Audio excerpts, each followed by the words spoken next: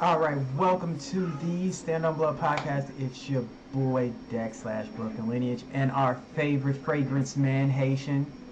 Say hello to the Hello. people out there. How y'all doing? How y'all doing? Thank y'all for joining in. So, obviously, our other co-host, Yeah. co-host, he'll probably be joining us later, possibly, maybe, not sure. We'll see. But for right now, we're gonna get into some stuff.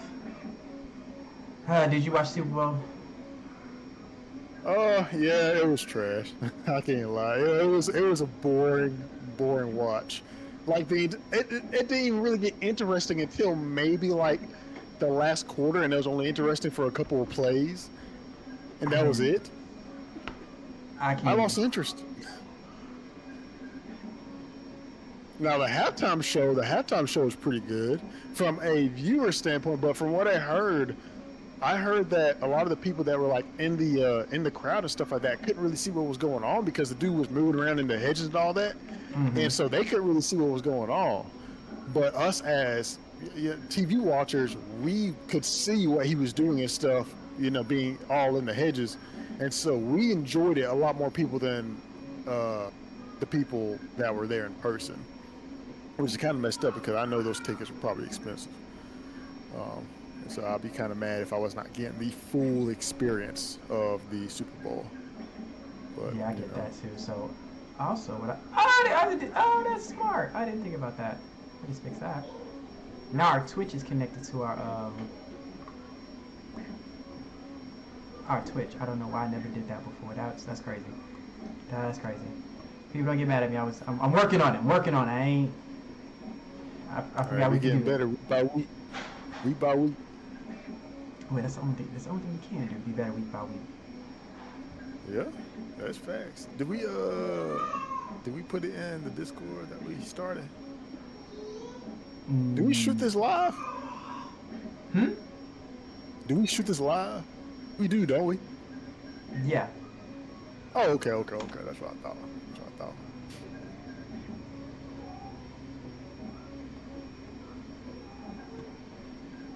Of course we shoot this How live. how how was your day today, Dex?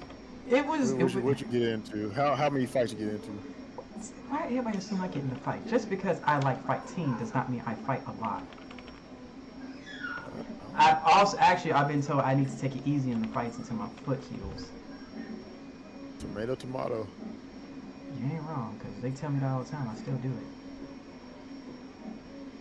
Oh, that reminded me of one of the questions. I don't know if you have this as one of the questions for tonight, but I wanted to know, and it doesn't even have to be a long conversation. But what is the biggest animal that you think that you could take into a fight and beat? Even if you end up losing a limb, what is the biggest animal you think you could beat in a fight? Dude. Are we talking about just like a dog? And if it's a dog, what type of dog? Are we talking about like, do you think you could take a baboon in a fight? You know No. what I'm saying? A Nah. chimpanzee, a koala bear, because koala bears are big. I don't think they're they might be strong. I don't know. I mean, it's a bear, I guess. So maybe. That's a But good question. I was kind of curious on that shit. That's a good question. What do I think I can take in a fight? Because the way I was thinking about it is, it honestly kind of depends. Like, I know that I could take a lot of dogs in fights. Dogs that I would not take in a fight is a mastiff. I would not take a mastiff. Cane Corso. I would not take a Cane Corso in a fight. Um, I think I could take a pit bull in a fight, even though their bite force is crazy. They're also they're not very small, but they are smaller. So I think I could take a pit bull in a fight. I could probably not take a German Shepherd in a fight. Those dogs are huge, absolutely humongous. They're probably the closest things to wolves that we have domesticated. Um, Honestly, and hear me out, and I might sound crazy, but I might could take a black bear in a fight. You know, like those small black bears you see like in Tennessee or something like that. Not the big grizzly bears, but the small black bears. Mm-hmm. I might could take one of those in a fight. And obviously, I know that bears are really strong and all that. I mean, most animals I'm are. not trying to take no bear on that. That But you gotta also realize, bro, you're not just wrestling. You're fighting for your life, right? So you're gonna be fighting dirty. I'm telling you, as soon as you start poking out that bear's eyes, you're rendering him her useless. And so that has to be your first attack because going for throat punches and stuff like that, that's not gonna help nothing. You gotta go straight for the eyes, and then from there, I feel like you could probably win. Or I don't know, maybe not you, but I feel like I probably could. That's only if I could get its eyes taken out, both of them, not just one, because I'm sure their pain tolerance is stupid high. And so, I would say a black bear. I think that's the last. I think that's the biggest wild animal that I can take into a fight. Take in a fight. I don't know. People might call me crazy about that shit, but I think I could. I could see it. I could see it. Still me, like I said, still me personally. I'm still on the side of caution of the whole. Okay. I know a dog. I know a dog for sure. Yeah. Because let me figure out what's going on with this. But I know a dog for sure. Obviously a cat.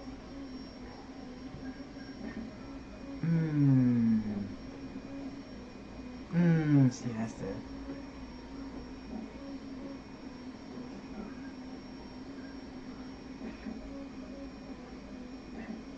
It was actually a kind of funny video that I watched. It was a couple years ago of this guy calling the police of a cat that started going crazy, and he locked himself in his bedroom because the cat kept on trying to attack him. And I was just like, has this really what we fall into? Because me personally, I would have grabbed that cat by the tail and rodeoed that hoe. I'm talking about swinging around like a rope. The only reason why cat started attacking me and my kids. That's nah. And you call the police? The only reason why I say I know I can take on the dogs because I done punted some dogs in my day. I done kicked some dogs in the dirt in my day. Not condoning animal cruelty. I'm saying that now. I am not condoning animal cruelty. I was in fear for my life. I was like 14. He came at me, so I did what I thought was necessary to deal with the situation, to de-escalate, and he was de-escalated. So. So to you, you'd say a dog is the biggest animal you think you could take? What about something like a lynx? Because that's in the cat family, but that's a smaller. That's bigger than like a house cat, obviously, but it's like the size of like maybe like I would probably say a husky, almost. Yeah. Or a Belgian Malinois. Belgian Malinois I could take, but I know I'm gonna be fighting for my life. I don't know. Those dogs are ferocious. And they're scary looking too, like the black mask that they got. Well, you gotta think the thing about Belgian Malinois, because we have them on post. Like I've seen them train. I've seen them do all. One, as vicious as they are, you have to think some of them aren't bigger than, I don't know, a regular German Shepherd. You gotta remember, they're just fast. If they catch you off guard, you done. And then even then, once they bite, if you don't freak out after that initial bite to the arm, put that bad boy in a nice headlock, put him in the rear naked, hold. Full Nelson. Put that bad boy, do some I Am Legend. Oh, don't remind me of that scene, bro. That scene to this day, like that meme. To this day, it's still hard to watch, bro. Yeah, that was hard. That was hard, even for me to watch. I was like, not the dog. Yeah, that scene is hard to watch. But he did what he had to do to protect the people. Well, really to protect himself. Yeah. That dog took one for the team. He owed that dog everything. He did. That's the definition of a good dog right there. Like the absolute definition of a good dog. That would You're right. also be a pretty good prompt for an episode. What is the best definition of a good dog in history, in TV history? Because I See, know that Sam would have to go. I know Sam would have to go up there on that list. yeah. So you're right. I'll put that in. So we can get Demon and them back in here. Now we got to get to the question, otherwise we're gonna be here forever. We already dang it what 15 minutes in. We ain't got to none of the daggone questions because we talk about dogs and everything else.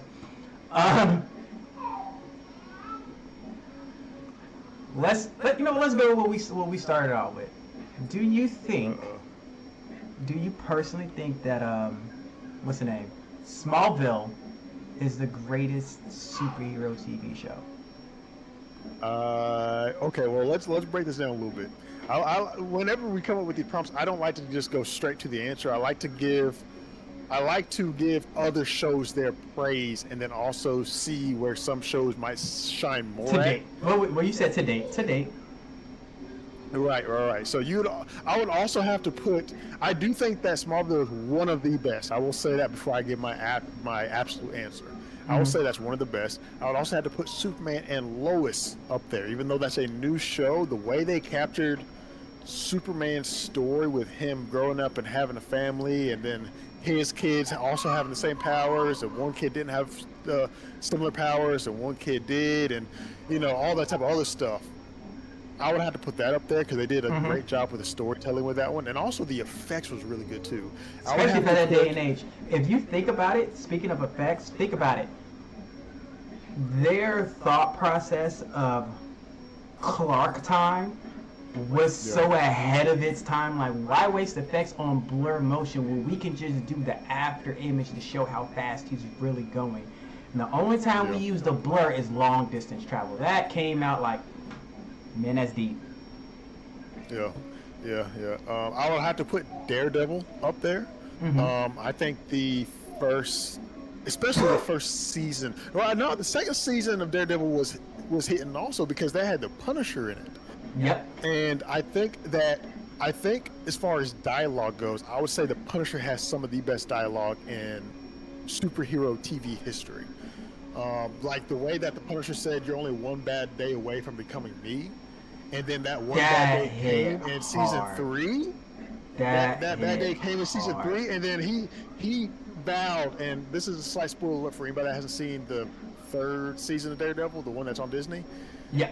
The way that he had always said that he's not going to kill somebody, and then one of his best friends get killed, and then in return he kills that person that killed his best friend, even though he was very doubtful about what the Punisher said, saying you're only one bad day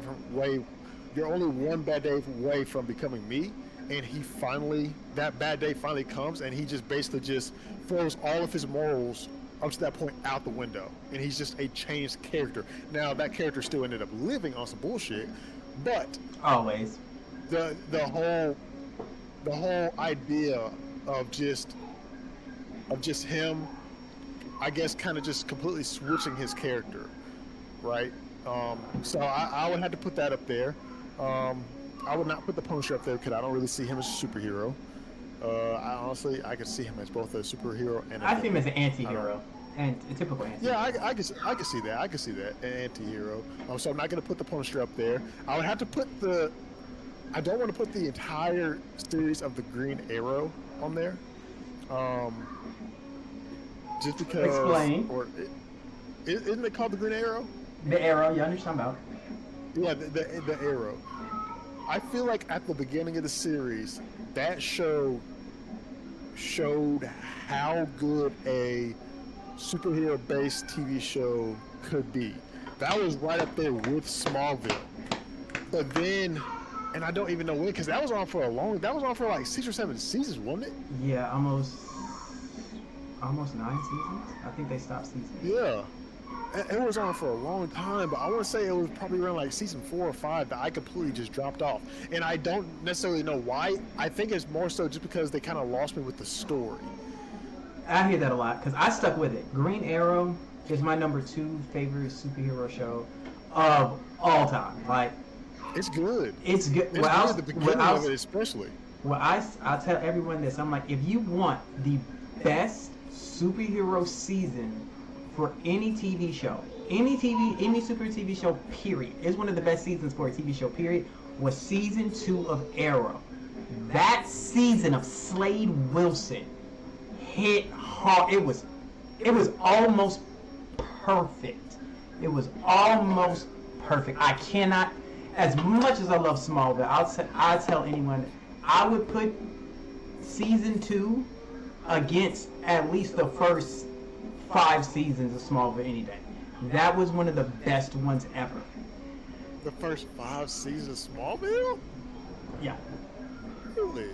The only reason why, and this is me as an adult, teenage me probably would have had a different story, is only because which happens a lot in superhero stories, is they got too caught up in the back and forth of Lana Clark. Even it got tiresome towards the end of it. It got tiresome.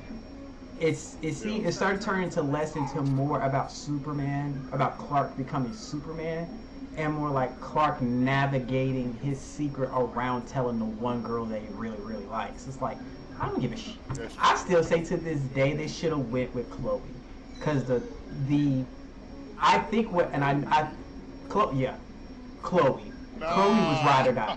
I'm a Chloe fan, ride or die. That was one of my biggest crushes of all time. I almost named my daughter Chloe because of that woman. Felicity is nothing but Chloe 2.0. Oh. Think about it. Think about it. That might be a hot take, bro. That is not a hot take. That is not a hot take. Even the name is the same. No. I think she was Watchtower and the other girl and Felicity was. It's the same. I guess. The only reason why I say this is because at first I don't know if you heard when it first started happening. The season when they killed Chloe, the story that was floating around in the fan atmosphere was they were going to bring Chloe back, but she was going to be a witness protection, and her new name was going to be Lois Lane after her dead cousin. I didn't hear about that. That was the original pitch, apparently, that Chloe was gonna be Lois Lane, and then I think they scrapped it for I forgot what reason they came up with. It was some dumb reason, or probably because it got out and now they're ruining the surprise like they used to do back in the day. Oh, it got out, we can't use it anymore. You can still use it, people. But if you would have thought about it, it would have made sense to why when Clark got to the Daily Planet and Lois fell in love with him, it would have made the story more cohesive instead of him having to do everything he did with Lana over again with Lois. It would have made more sense. But to me, to date, overall, I give it to Smallville because as a complete set, it pans out. It stands the test of time. Even later in the season, even when they introduce more superheroes, it doesn't feel like they're pulling away from Clark to throw in the superheroes. And you don't have too many, and mind you, you don't have, I don't know if you remember this, I don't know if you watch it, you don't hear that, we are Team Flash moments, we are Superman. No. We are not, no. You guys are the normal people, I'm the Flash. Back it up. Yeah. It didn't. Also, I'll say this: The Flash was probably one of the worst superhero TV shows probably ever. It was so bad.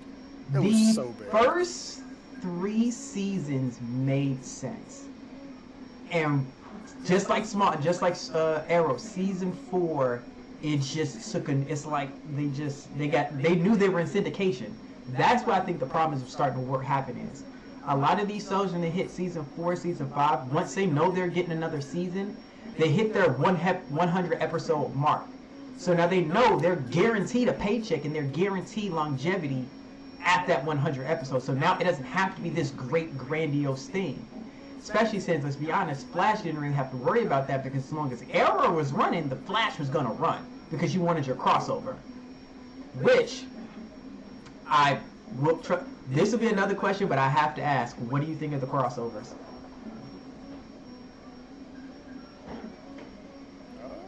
As far as you talking about, like, just with all of them, or are you talking about just Smallville? Or you talking comparing the crossovers, the Smallville crossovers with the Arrowverse crossovers, what do you think? Who do you think did it better? I ain't gonna lie, I don't even remember the Arrow crossover. I ain't gonna cap with you, dog. What? I don't remember that shit. Who was in it? What was Clark? Oh, you fell off. That's right. So you didn't see Crisis on Infinite Earths. You gotta. Don't worry about the rest of the storyline. Watch that one. If you watch that, so spoilers for those watching. So Crisis. So do you? Wait. Go ahead and see what you're saying because I think I may have seen it. Have you read the comic or heard the comic Crisis on Infinite Earths?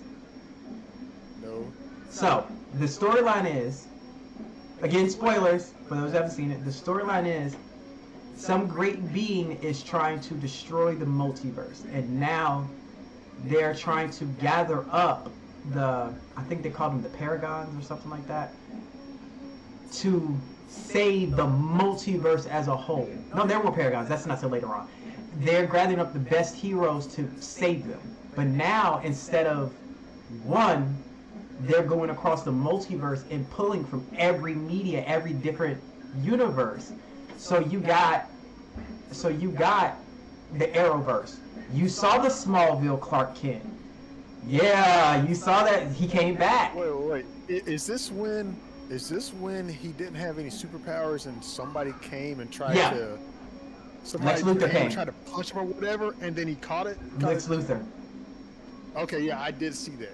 That is the only part of Smallville / Arrow I think ruined his character, because he gave up his powers, but the end of Smallville, he embraced having those powers. So how did he go from embracing, knowing the world needed Superman, always seeing he was going to be Superman and he was the protector of Earth, to all of a sudden giving up those powers and just being regular? It kind of ruined the whole thing for his character arc. So I guess, but I think it's more so, I don't know. I'm not necessarily mad at it because it kind of showcased how he is in real life. Like, for example, acting was obviously a big thing. I don't know this guy's actual name. Tom Welling. Obviously, Tom Welling. It was a big thing in his regular life. Like he was in what, like 10 seasons of Smallville or something like that. They wanted him to cast in, after Smallville, they wanted him to cast in the Twilight movies as one of the characters. I think his name is Emmett.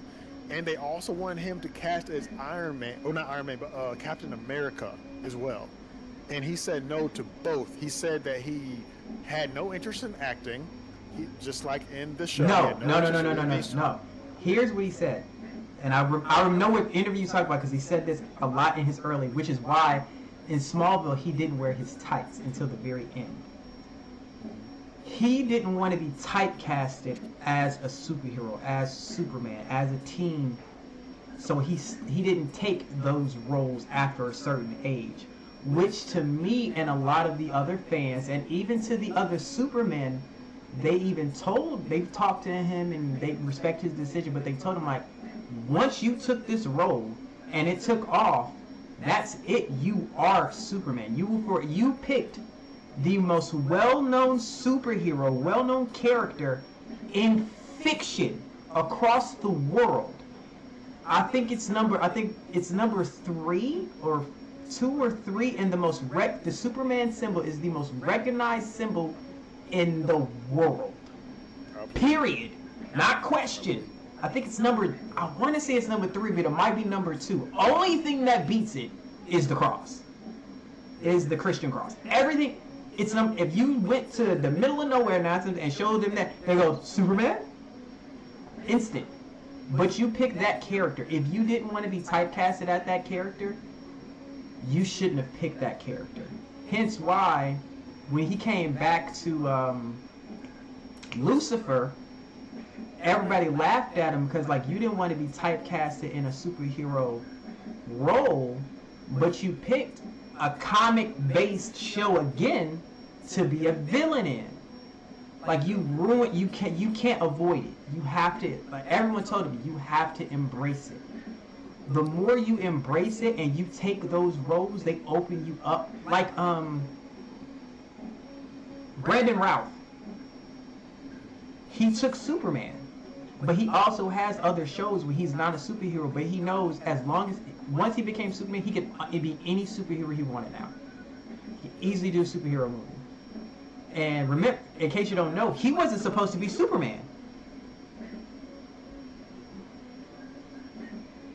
He was not supposed to be Superman.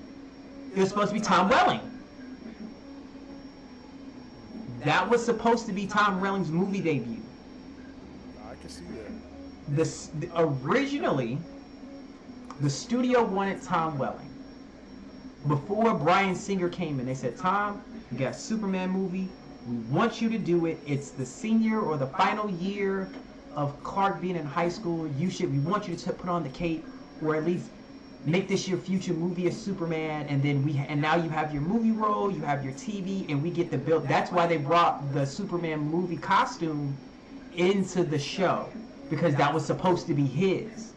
He said, no, I don't want to be typecasted in movies as a superhero, as Superman. I don't want people to see me and see Superman. But why did he not take that role as Emmett then? Because Emmett in Twilight, he wasn't really a superhero. He was just on the good side. Teeny bopper. He wanted to break his teeny bopper role. That's crazy because that man had his whole life in his hands at that point. He was probably one of the most recognizable faces in Hollywood or in the entire U.S. during the early 2000s. I'm talking about every single woman wanted to be with him. All the dudes looked up to him because he was cool as shit, I guess. And then he was also in the Cheaper by the Dozen movies. I guess that kind of makes sense because that had no type of superhero or supervillain aspect about it. It was just a comedy. If you think about it, that's the only teen movie he really did. And even then, as at the role in that, he was still a high school football quarterback, like he was in Smallville. After that, he didn't do it again. He tried to do the more adult roles, which is, like I said, it's fine. I understand that you don't want to be typecasted, but every actor I've ever seen, the actors I've talked to, they all say the same thing. Your first role, period, almost always defines your career. Unless it's something that's very little seen or something like that, 9 times out of 10 that defines it. Especially, it's your first role or your first hit role. Once your first hit role happens, typically that's what people see you as. There's very few actors who break out of that until they get a bunch of hits. Like your Keanu Reeves, your Will Smiths, your Al Pacinos, your Robert De Niro's, when you prove your chops, that's the ultimate test of you being an actor, at least in my eyes. You get a role, you do excellent in a role, you kill it. And then all of a sudden you get another role and it's different to what you did before, but you kill it just as well. And now it's like, oh, you're not just this person, you're these people. Like, everyone knows Robert Downey Jr. as Iron Man, even though he did a bunch of other roles before Iron Man. But then when you saw him do The Judge and The Pianist and Tropic Thunder. I don't know, because he does a good job as Sherlock Holmes. Right, Sherlock Holmes. You see him in his he brings different aspects, so now you know he can play multiple things. Yeah, that's and I love Tom Welling in Lucifer. He did a good Kane. But again, when I see him, I see Clark. I'm going to see you as Clark. As a main super, I'm going to see Clark. Yeah. Just like the dude who plays Lucifer, Ellis something. Ellis, I forget his last name. It's Ellis. Tom Ellis. It's Tom Ellis. He's always going to be Lucifer. He did such a good... He's always... Stephen Amell is always going to be Arrow. As much as Justin Hartley did it, Steven, you did such a good job. You're Arrow. Yeah. It's the way it is. But back to the original question. Influence, it will always be the best. Influence-wise, no, there is no TV show. No matter who says different, there is no more influential live action TV show. And I'll say live action because cartoons debatable, animated cartoons debatable. But really, if it wasn't for Smallville, the MCU would not exist. Dark Knight would not be it. Smallville is what kept the superhero genre running. Arrow damn sure wouldn't be here because it was based off Superman. I agree. So I'll give it that one. Now, when it comes to storyline, they still did a good job with storyline. They did good with like they did a good job on building up a whole bunch of characters in Smallville, right? So you had the storyline of Chloe, Lana, Lois, Clark, Lex Luthor. They didn't really neglect anybody, or they didn't really ignore anybody in that series. You're right, but I'll say this. The best for the culture is Smallville. The best for DC as a company was Arrow. Arrow kept if it was not for Arrow, DC, love you to death, you're my favorite, but Arrow is what, when your Arrowverse challenges the MCU, let's be honest, those were the universes head to head. The TV was challenging the movie because that's where DC fumbled. If DC would have played it smart and brought Grant and made him the Flash in the DC universe, I bet money it would have just transferred those people over. There's only one actor who, when I heard he might have been playing him, I'd have been okay with it. Have you seen Sons of Anarchy? I've seen the first couple of seasons. That's fine. Again, that's one of my favorites too. But that was a long time ago. But I watch it once every few years. I watch it once a year probably. So the main character, the main actor, Charlie Hunnam, the British guy, DC offered him Green Arrow. They want him to be Green Arrow. Okay. Here's why he didn't do it. Here's the funny thing. He was overloaded. He got three movie offers, and he was doing the TV show. So he had Sons going, his huge hit. He had, what was the name of that damn movie? Pacific Rim. Then he got offered, he almost did. Oh, he was in Pacific Rim. He was the first part. He was in the first one. He got offered 50 Shades of Grey. He was supposed to be Christian. Yeah, a lot of people don't know that. He was supposed to be Christian. He gave it up because it was too much. And then DC started talking about making him Green Arrow. He said, okay, between Pacific Rim and Sons of Anarchy, I can't do the other one. So he gave up the other two.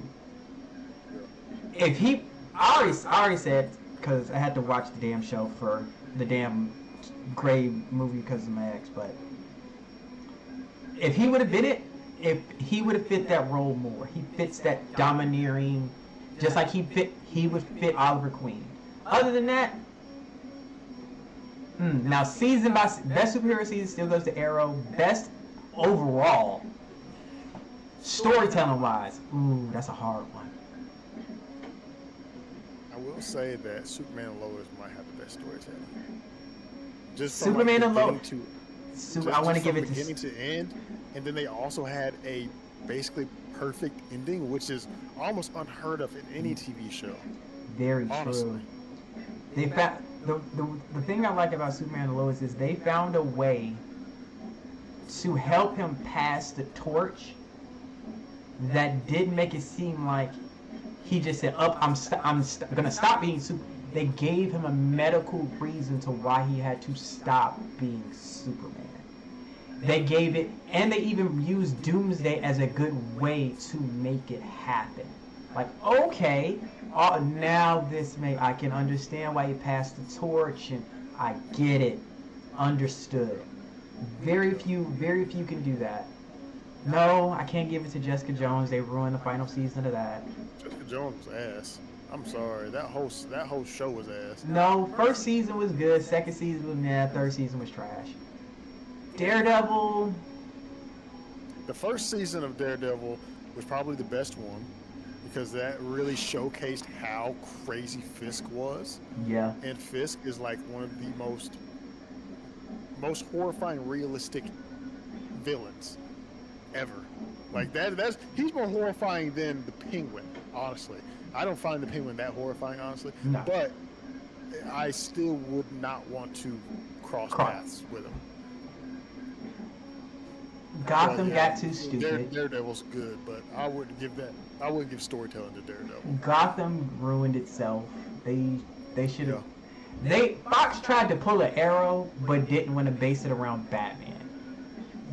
No, he should have just no.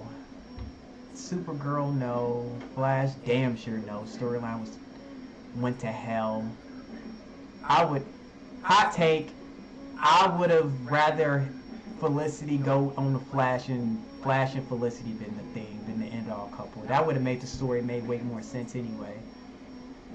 But I digress because we'll talk about that. That's a different story. Because my pick for Oliver, I still say he should have went with Nyssa with the League of Shadows. That was in game. Who else is out there? We had Daredevil. Luke Cage fell off. It did. It was honestly I thought he was just a boring superhero. I liked Luke Cage. It was good entertainment, but I have never found myself ever wanted to go back to watch any of the episodes I haven't. that I watched before again. Because it's fun to watch, I guess, but it's no replay value. It has no replay value, no longevity about it. So what I think personally is becoming a lost art that Smallville mastered is understanding the importance of reoccurring characters, where they don't have to be in the story all the time, but bringing them back 1 or 2 episodes every season, or having them be a part of the storyline for like 3 or 4 episodes and then putting them to the side and letting them go do their thing, worked out. I mean, I like how DC did it by creating the Legends of Tomorrow, but you can't. Not everybody deserves a show. Not everybody deserves a show. Let's be honest. Not everybody deserves a show. I never watched that. It was decent. It was decent for what it was. I'm trying to think of a good. As much hate as it gets, I loved Captain America and the Winter Soldier. Not Captain America. Falcon and the Winter Soldier. I love that one. I love that. Only not as people call it, the ending campy. People miss that one scene that demonstrated how much what that show was really about. It was the scene between the therapist, Bucky, and Sam. When Sam was like, I gave back the shield because and Bucky looks at him and goes, he said, no, he gave this shield because he trusted you, he thought you were the next guy, and if you're doubting that, then you're doubting Steve's decision, and if you doubt Steve's decisions about you, then I have to doubt his decision about me. I'm like, that's it. That's it.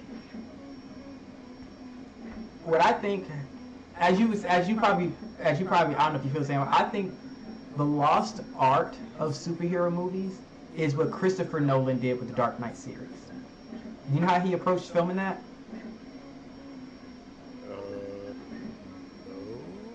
No. So the way he filmed it, which is the same mindset they filmed Arrow in the beginning, was I'm not making a superhero TV show. I'm making a TV show with the hero story, and the main character just so happens to be he just so happens to be Batman. He just so happens to be Green Arrow. That's why if you look at the Dark Knight, you don't hear him call himself Batman too much. You don't hear about Batman. You hear the vigilante. You hear the criminal.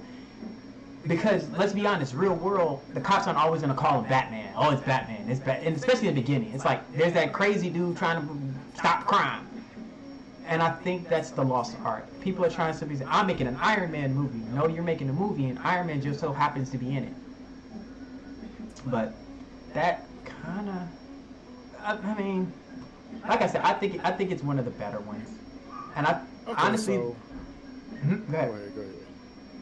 which kind of goes into the next point. Kind of. Okay, more than kind of. Wait.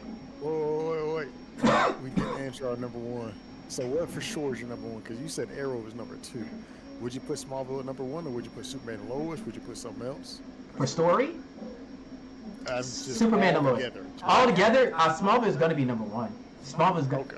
Smallville always will. It's my number 1. I'm going to the Superman festival because Batman was my favorite character, and then Smallville came out.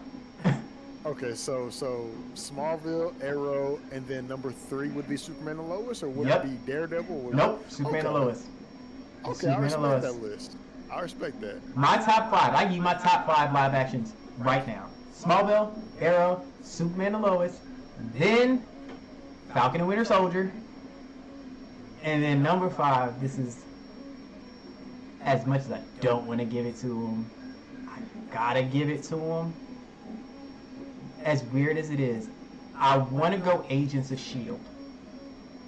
Okay, I've heard mixed reviews about that. The only reason I want to go Agents of S.H.I.E.L.D. is because unlike all the other superhero shows, this is the show that had the courage to tell a side character's story and have the courage to keep them as a side character. It told Phil Coulson's story, but they didn't prop him up to make him a superhero. They just said, no, he's dealing with S.H.I.E.L.D. Here's what's happening all while the Avengers do it. Here's what's happening in the background that you don't see. And that's why it's one of my favorites. Okay. That's a respectable list, even though I ain't seen the last 2 that you said. That's a respectable list. You haven't seen Captain America, Falcon and Winter Soldier? I'm gonna have to give you access to my Disney Plus. You gotta watch that. I got Disney Plus. You need to watch it. You need to. So there's some good one-liners in it. It's a good storyline. I'm sure you've seen the big speech at the end.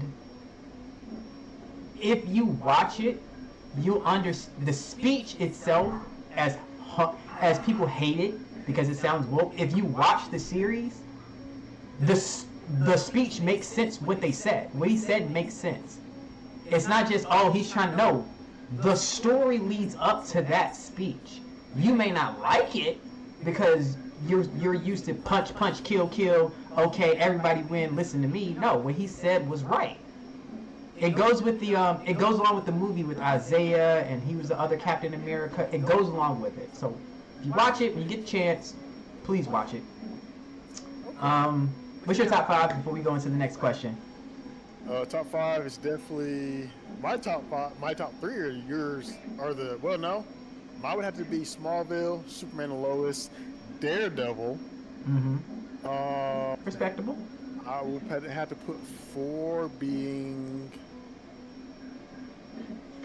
Why do we not have a Spider-Man TV show? That's not a cartoon. Why do we have that? Because it's too lucrative as a movie. Even better, why do we not have a Incredible Hulk TV show? A remake? We have him. A remake? Huh? A remake? I guess. Well, you talking about from the one that's like in the 50s? You mean the 70s, 80s? Yeah. Is that when it was? No. Because again, a lot of once they make, Marvel does this bad. Marvel's really bad about this. Once they hit the big screen and they make money, they don't like putting them back on the small screen unless it's cartoons or animated.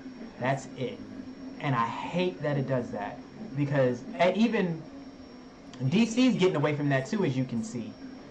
Oh, we have Superman in the movies. We're not gonna put him up. They saw Smallville help them with that. They said, well, I wonder if they watch it on the thing, they're not gonna watch it in the movies. And then they're like, oh wait, they are still watching it.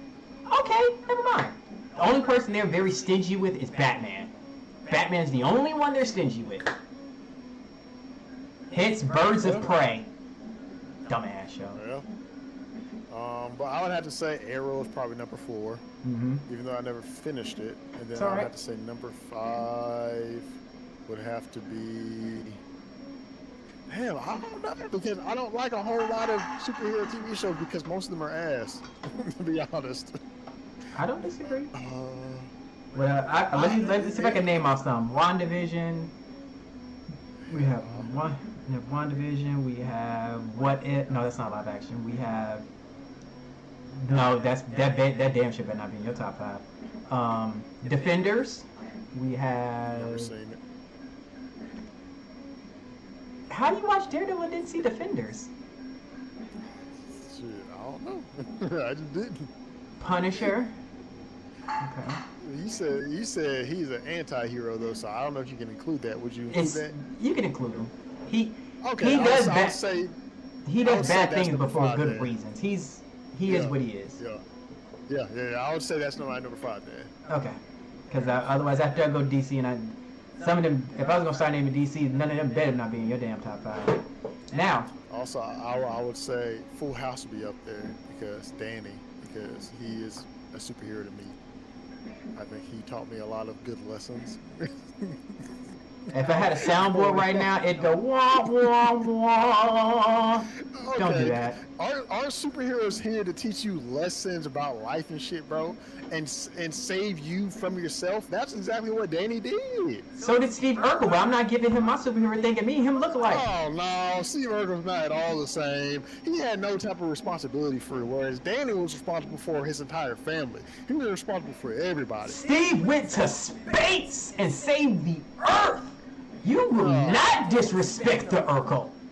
Oh, okay. Damn it. Okay. If you want to get that crazy, we're not gonna talk about the greatest dad in TV history. It would still have to be Danny. No, the funniest would have to be Curtis though. No, it's gonna be Alan Matthews of Boy Meets World, the greatest TV dad in history.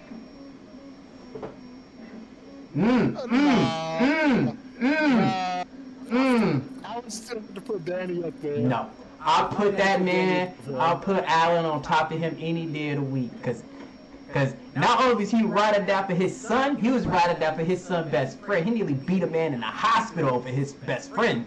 Now, you can say the same thing about Danny and Kimmy, even though he always makes fun of Kimmy's first of all, ain't nobody scared of Danny like that. ain't nobody saying they scared of him. I'm just saying he's a good father figure. No, I'm talking about ride or die. Like he's willing to, like Danny. I trust he gets somebody arrested, but if I'm getting jumped, I'm not going, hey Dad, Danny, please. No. Alan, Dad, help. Son, I'm already there. Click. I gotta wait till my dad get here. I'm not gonna be sad. If I had Danny as that, wait till my dad gets here with this lawyer. We're gonna get you guys. But back to it. Along the lines we were talking about before with the decline in the storyline, do you think on the opposite end that the anime games are becoming repetitive? I say yes, majorly so. Becoming repetitive. Yes. I could see it being a yes just because they lack originality about them. But I would say more so they lack longevity. Like they lack recall value. And it's the same thing with even TV shows and movies nowadays, right? Like all the movies that you hear that do really, really well are mostly typically only Marvel movies. I mean, you'll have your your Supermans, your Batmans, your pre-established world recognized people, which you don't really get, like Blue Beetle. But on that note, some of those movies don't do well is because these studios aren't listening to the fans with what they want. That's true, but as far as value, or as far as like gross value goes, they're still gonna make their money back, even if it's a terrible movie like the Marvels. They're still going to make their money back. Don't bring up that dumbass movie. Don't bring up that dumbass. That movie was bad. That movie was so bad. But I'm just saying, like, that was girl power. I'm just saying, like if you think about it, in the last 10 years, if it's not Dune, if it's not a superhero movie, what movie can you think of that you think is an instant classic? A movie that you go back to 30 years from now, 20 years from now, go back and watch it and enjoy it just like it was the first time you watched it. It's not a lot of them. It might be The Revenant. You might could put that up there, but that came out before. That came out like 2011 or 2010, didn't it? Yeah. It came out a That long time ago. I would say I would rewatch. Honestly, now that I've watched it in its entirety, I know how this is going to sound. But the Nuremberg movie, I can watch that 30 years from now. That movie is so Nuremberg. It is. I encourage you to watch that. It is an amazing. Okay, so that's a personal instant classic. A lot of people can. There's one line in it. If this line don't hook you to want to watch this movie, I don't know what will. It's so deep. So it's a psychiatrist sitting with not Goebbels, Himmler. He was Hitler's right hand man. He's about to go to trial. He's trying to get in his head, and he said, "Well, you went against Russia, and those are your allies." Himmler looks him in the face and says this line. I was like, "That's deep." He says, "Just because a man is your ally does not mean he's on your side." That's true. Ooh, I was like, "Ooh, hold on, wait." This is a movie? This is a movie. It has Russell Crowe. Oh, hold on. You said Russell Crowe. That's my favorite actor. Yeah, it's a new Russell Crowe movie. Oh, okay. Hold on, bro. Let me look this up right now. Any movie that has Russell Crowe in it, I'm on. He is Himmler. He is him. Okay. Or Goebbels or Himmler. It's one of the two. You have to watch it. What's it called? Nuremberg. Nuremberg. It's about the Nuremberg trials, the war crime trials. But it's an amazing movie.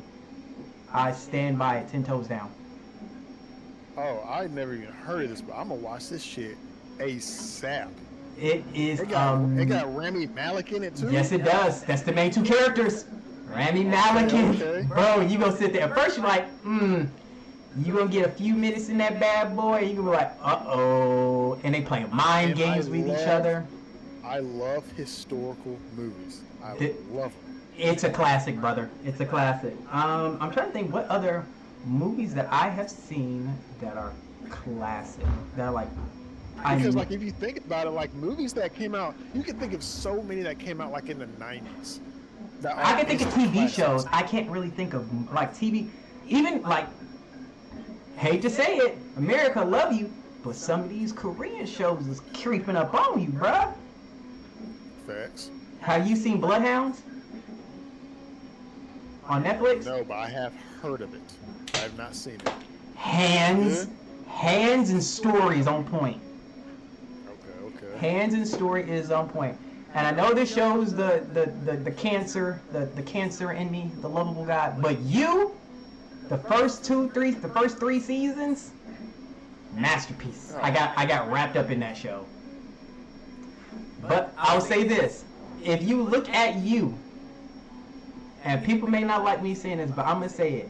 You is a prime example of you can give a girl everything she wants, do whatever she wants, and still not be good enough. Yeah. He literally killed for some of these girls. No. What the fuck? I killed 3-4 people for you, and I'm still. You know what? Script your life.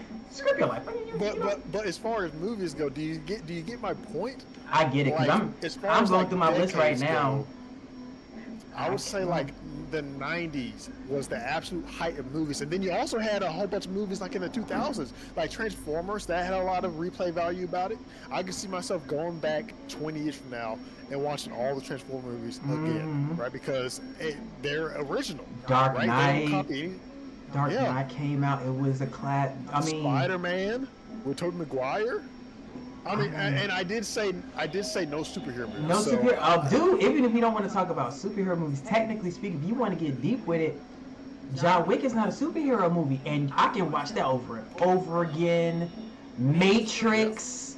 What's another good one? Training Day. Jason Bourne. Like, but you got to think, even with back in the day, even our action movies required a storyline. Our action movies required something to go with it. That's why a movie like, that's why I say the perfect view of how you know your movie is good is John Wick. You have to think, when John Wick came out, there was no marketing for it. It just came out. But it had such a compelling storytelling aspect to it that people just had to go see it.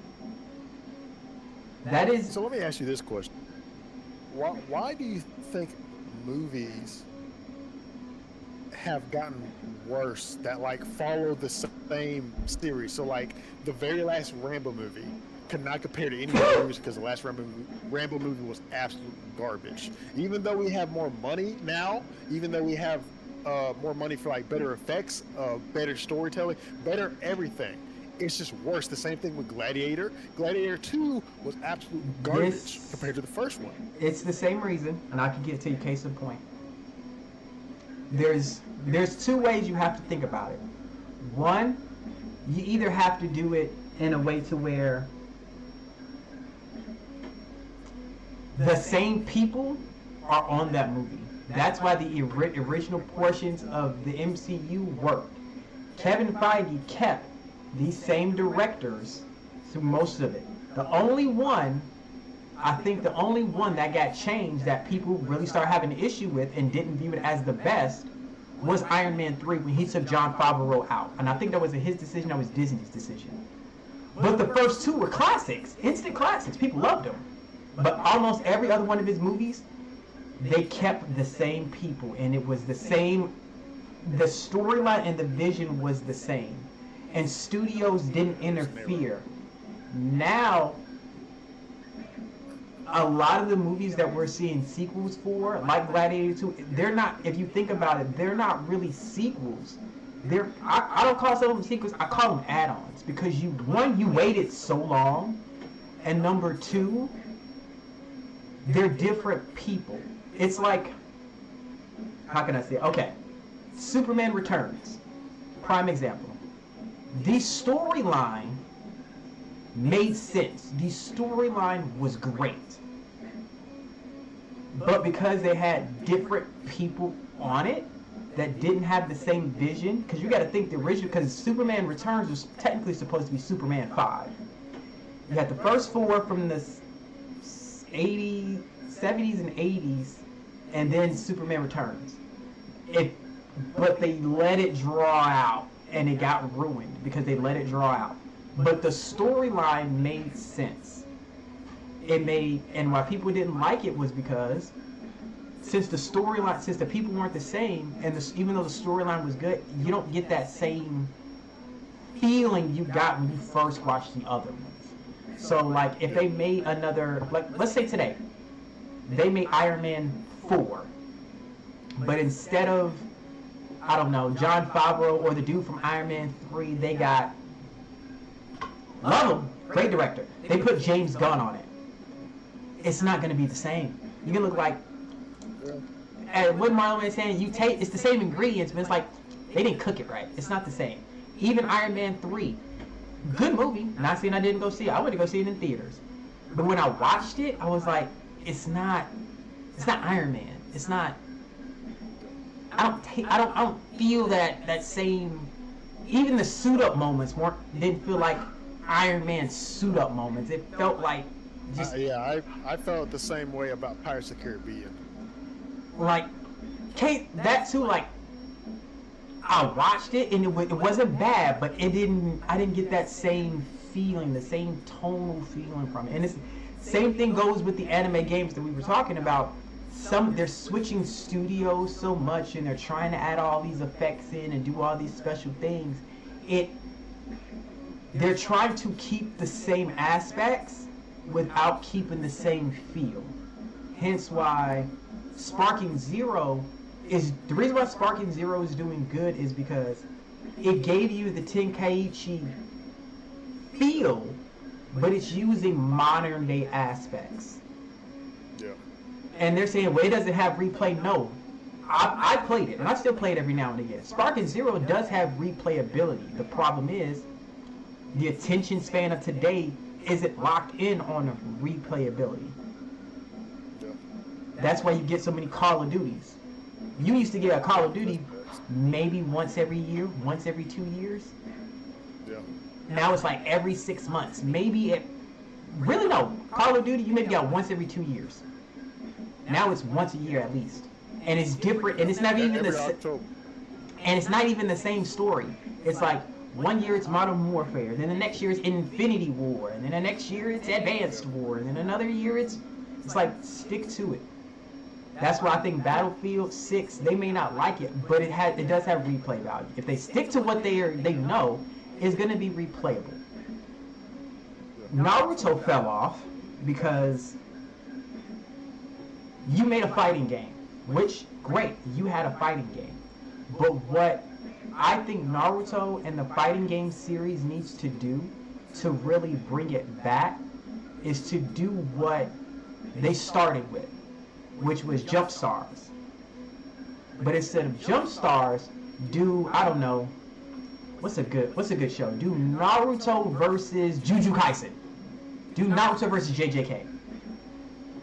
Or Naruto versus, I want a real good one that would. Baki. Not even Baki, do Naruto versus My Hero Academia. New Gen versus Old Gen versus Big Three. Just like Marvel versus Capcom, combine those two. I bet money it would sell and people would keep replaying it. Or I say this all the time. The best game of all time would be if they did a Smash Brothers version of anime. I say this all the time. Adding in all those characters and doing the exact same type of playstyle of Smash Brothers the way it is today, bro, people would play that game. They would I never would play that game every day. The money would flow. The money, and I think that's another thing about why gaming has gotten repetitive is all the microtransactions. I agree. It's you can't just unlock here. It's like you get your full character list, and now instead of me playing the game so long that I get the replayability. Like remember back in the day, you could if you finish Naruto, you have to go back and play the story again and complete certain missions in certain ways to get Neji. To get Neji from this exam, to get him from this exam, to get this costume. I think if they did that, and then maybe turn it into, okay, if you want, we're gonna give you, what's the name of that damn game? Kakarot. Do Kakarot. Do Dragon Ball Z Kakarot. Make that game. Now, when you make that game, if you want to do add-ons, do them in a way to where you're adding more to the game. You're not just repainting it. Yeah. So Yeah, like they did with Smash Brothers. Yep. Or untapped potential. This is untapped, and I don't see why the big three. I don't know why they're not doing it, because it makes no sense. Is Sword Art Online, Naruto, and Bleach. Why they're not embracing the MMORPG world, where they would make a killing.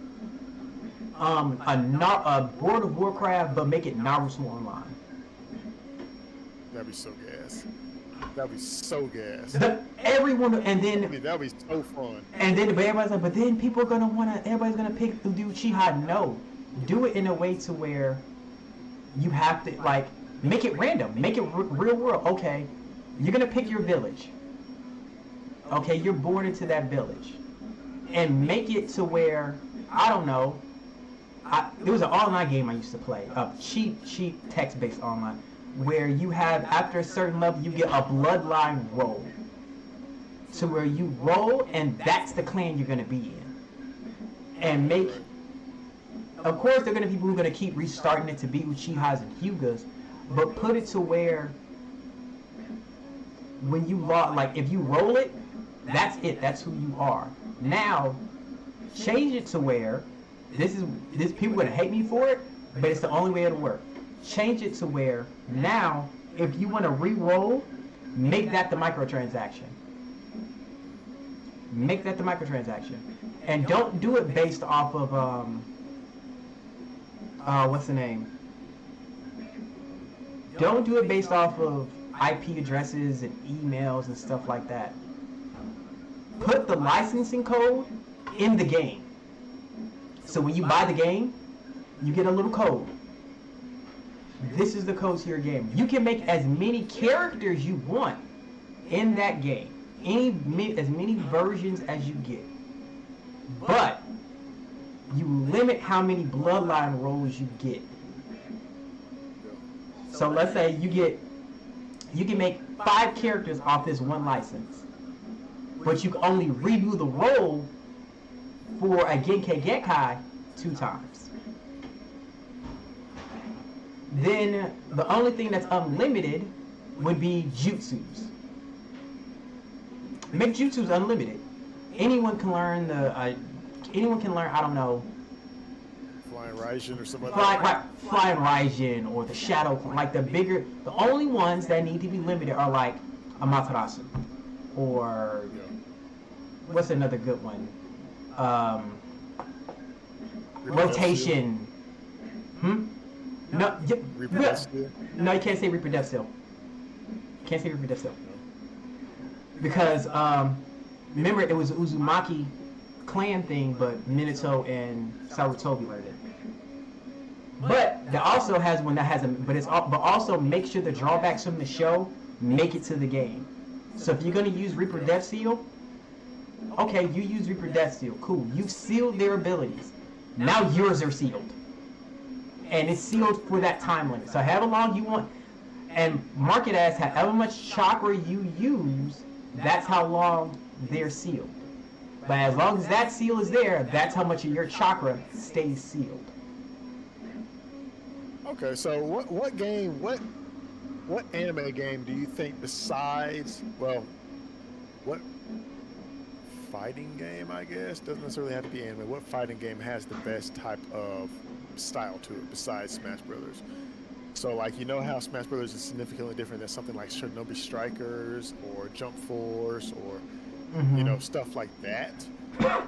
Would you say that if they were to release another Naruto game, should they follow maybe making it more so like a 1v1 Mortal Kombat type of fighting game?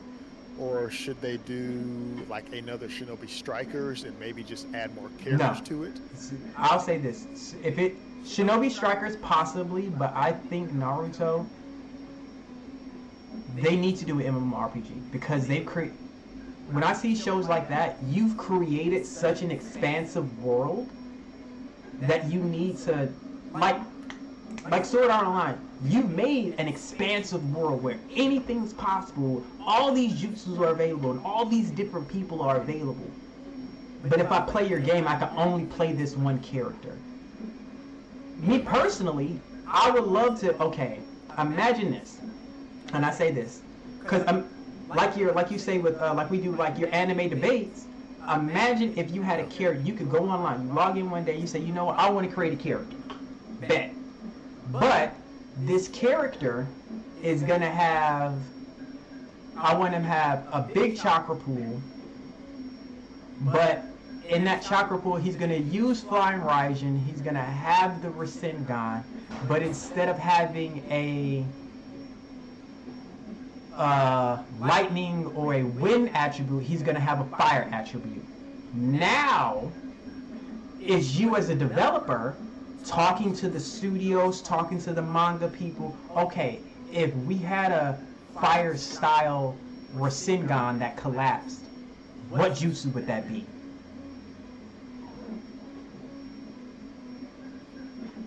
Think about that. What type of jutsu could you turn that? There's so many possibilities to it. Would you want it to be a throwing one? But that'd be like fireball jutsu. Now, okay, well, what if we did it to where you threw it and instead of a giant fireball, the flame turned blue and it doesn't just burn you, it burns your jutsu. Like literally burns your jutsu. So if you do a shadow possession technique, if I threw the fireball at the chakra in the shadow would burn away. Like a baby Amaterasu. Okay. You get like, it's now it's on you, it gives the developers, number one, it gives them a chance to be creative. It gives the player a chance to create and want to do different things. Or even that, right there. MMORPG, after the first year, and you get the mechanics down, and you create a good, decent list, create your own jutsu. Yeah. Yeah, and honestly, that could work as just like, even if you started off with Naruto, if you wanted to do like, I don't know, like DLCs or something like that, and add in more characters just from other animes, then just because that would make it to where you could expand beyond limits, right? There's so many different animes and so many different anime characters out there that you could add into this if you could gain the rights to them. And so, yeah, that is something that could definitely work. I would think that would have a lot of replay like, value about it. I mean, besides Naruto, imagine if there was a JJK MMORPG or a Demon Slayer MMORPG, Or a Hunter x Hunter. Hunter x Hunter, and you get to go to Greed Island. Yeah. Bro, I'm telling you now, or start pulling other IPs. That's why it's getting repetitive, because we're using the same IPs over and over again. I still haven't gotten a Yu Yu fighting game. A Yu Yu Hakusho fighting game will go hard. Or, like you said with this, now imagine this. Do a Big 3 and later, no, Big 3 and earlier anime fighting game. So anything from the Big 3 era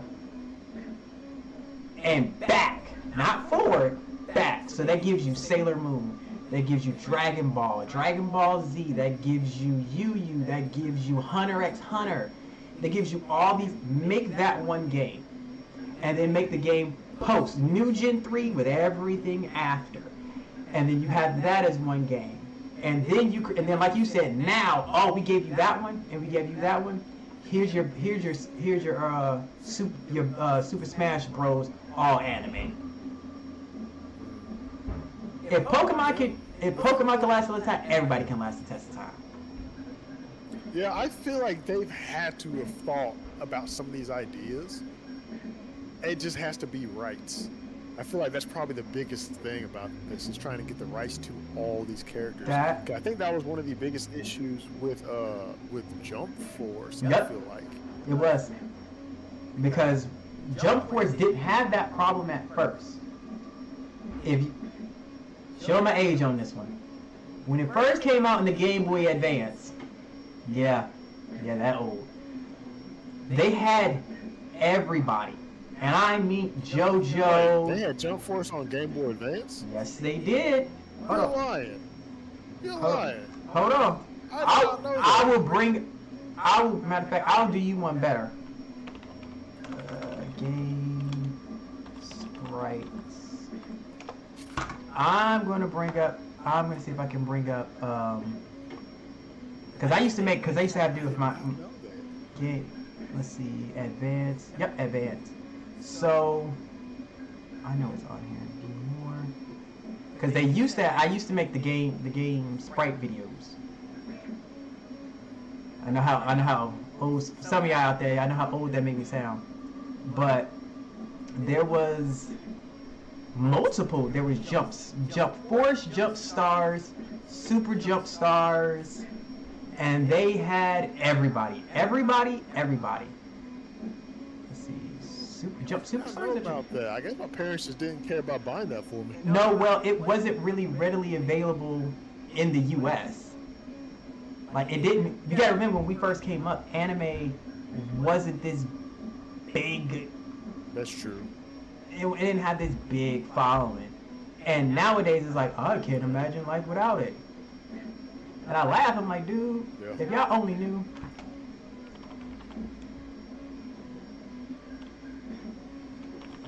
Jump Force. I never knew that existed. They're Jump Force Ultimate Stars, and they had everybody. Switch up, so the world can see. I'm not joking about this. This one. So if you like, I'll scroll down it. So they had the anime Black Cat. I remember that. Bleach. Bobo, the Gray Man, Death Oh, Note. sweet, Dr. Gray Man. Yeah, the Gray Man, Death Note, Dragon Ball. They had Fist of the North Star, Gintama, Nice, nice. Hunter x Hunter. There you go. I forgot that anime. JoJo's. There's JoJo's. Let's see. Who else do they Bro, have? imagine if they had all these characters in the News Jump Force. Not that. Well, that was the plan. I forgot what. That's when the licensing kicked in. One Piece, Prince of Tennis was in there, Reborn, That's crazy. Kenshin, Saint Seiya, Shaman King, Slam Dunk. Dude, they had Yu-Gi-Oh, Yu Yu Hakusho. They had all of them, and Everybody. they had the stages for them and every. What was the other name? What was the other name of the? Let's see if I can find the name. Jump Force Games. So there was that one. That was a 2019 version, and it was based off of J Stars, Jump Stars. That was the original. There you go, right there. Never played that. I told you it wasn't big, but they had everybody. What anime? There it is. Assassination Classroom, Naruto, Bleach, Bobo, One Piece, Reborn. So considering they've had these, they've tried these games out before. Do you think that there's anything they could actually do to, like, if they made this game a year or two from now, that they could make it in a way to where it would actually succeed? Because I had never heard of these other two games that you just talked about. And I'm a big anime fan. I think they tried. What was the? It was a series. It was a series. Like I said, they tried it, and I guess it didn't hit like they wanted it to hit, but it's because, let's be honest, the reason why Jump Force didn't hit, and I would say this, if for nothing else, it was because they were microtransactions. Instead of releasing a bunch of characters that you could play everybody, they only gave you Yugi, they only gave you Ichigo, they only gave you a small group of characters. But if you look at that list, you had a bunch of characters from a bunch of anime all rolled into one. And I laugh at it because if you think about it, that was on the PlayStation 2 and the Game Boy Advance. And they had that many characters at once. Yeah, that's crazy.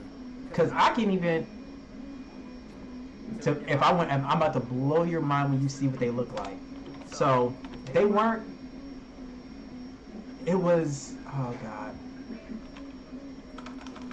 They would even have like. What was the? Oh, it was on the DS too. Oh, they had a bunch of them. Really? Yeah. DS too. I didn't know that. It was Jump Stars, not Jump Force. They changed the name. Ultimate Jump Stars. There it is. It came out in 2006. It was on the DS. And just so you can see what it... Let's see if I can zoom in a little bit better. Nah, I won't let me zoom in. I'm stuck. But this is what it looked like. It was an amazing game. I got to play it once with a friend.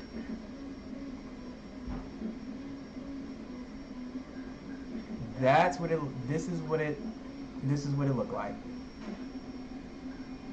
Oh. Let's see if I'm trying to zoom in a little bit better, but where's the zoom function? I'm a nerd guy. Not there. It is.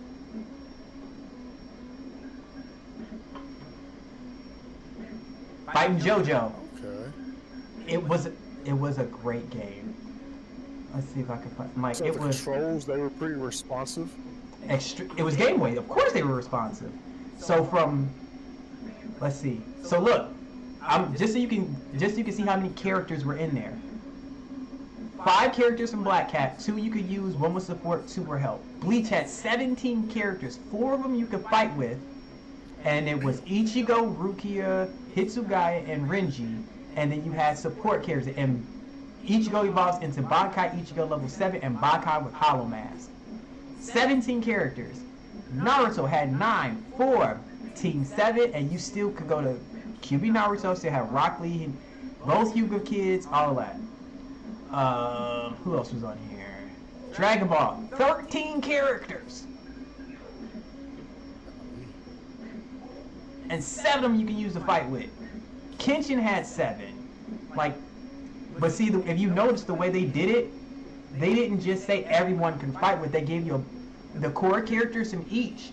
But so you still get the feel of it, you still got to have some as support. Like One Piece, you had 10 characters, 6 you could fight with, and they were the main ones. But you still got, you know, Kiwi and Mozu to play with. And you had, ooh, you could tell this was later because this had Gear 2nd in it. Yeah. So it had Gear 2. You had Shaman King. Where is it?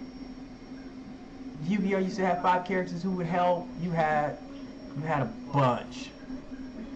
And the way they would,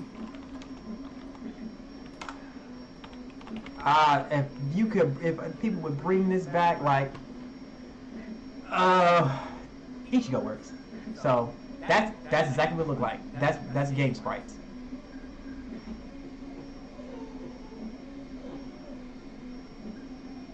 Okay.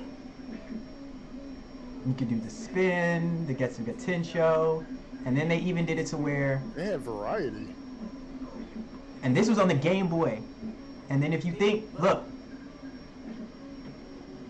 even had his, you could do, it had the special win ones, and then you had your Bankai.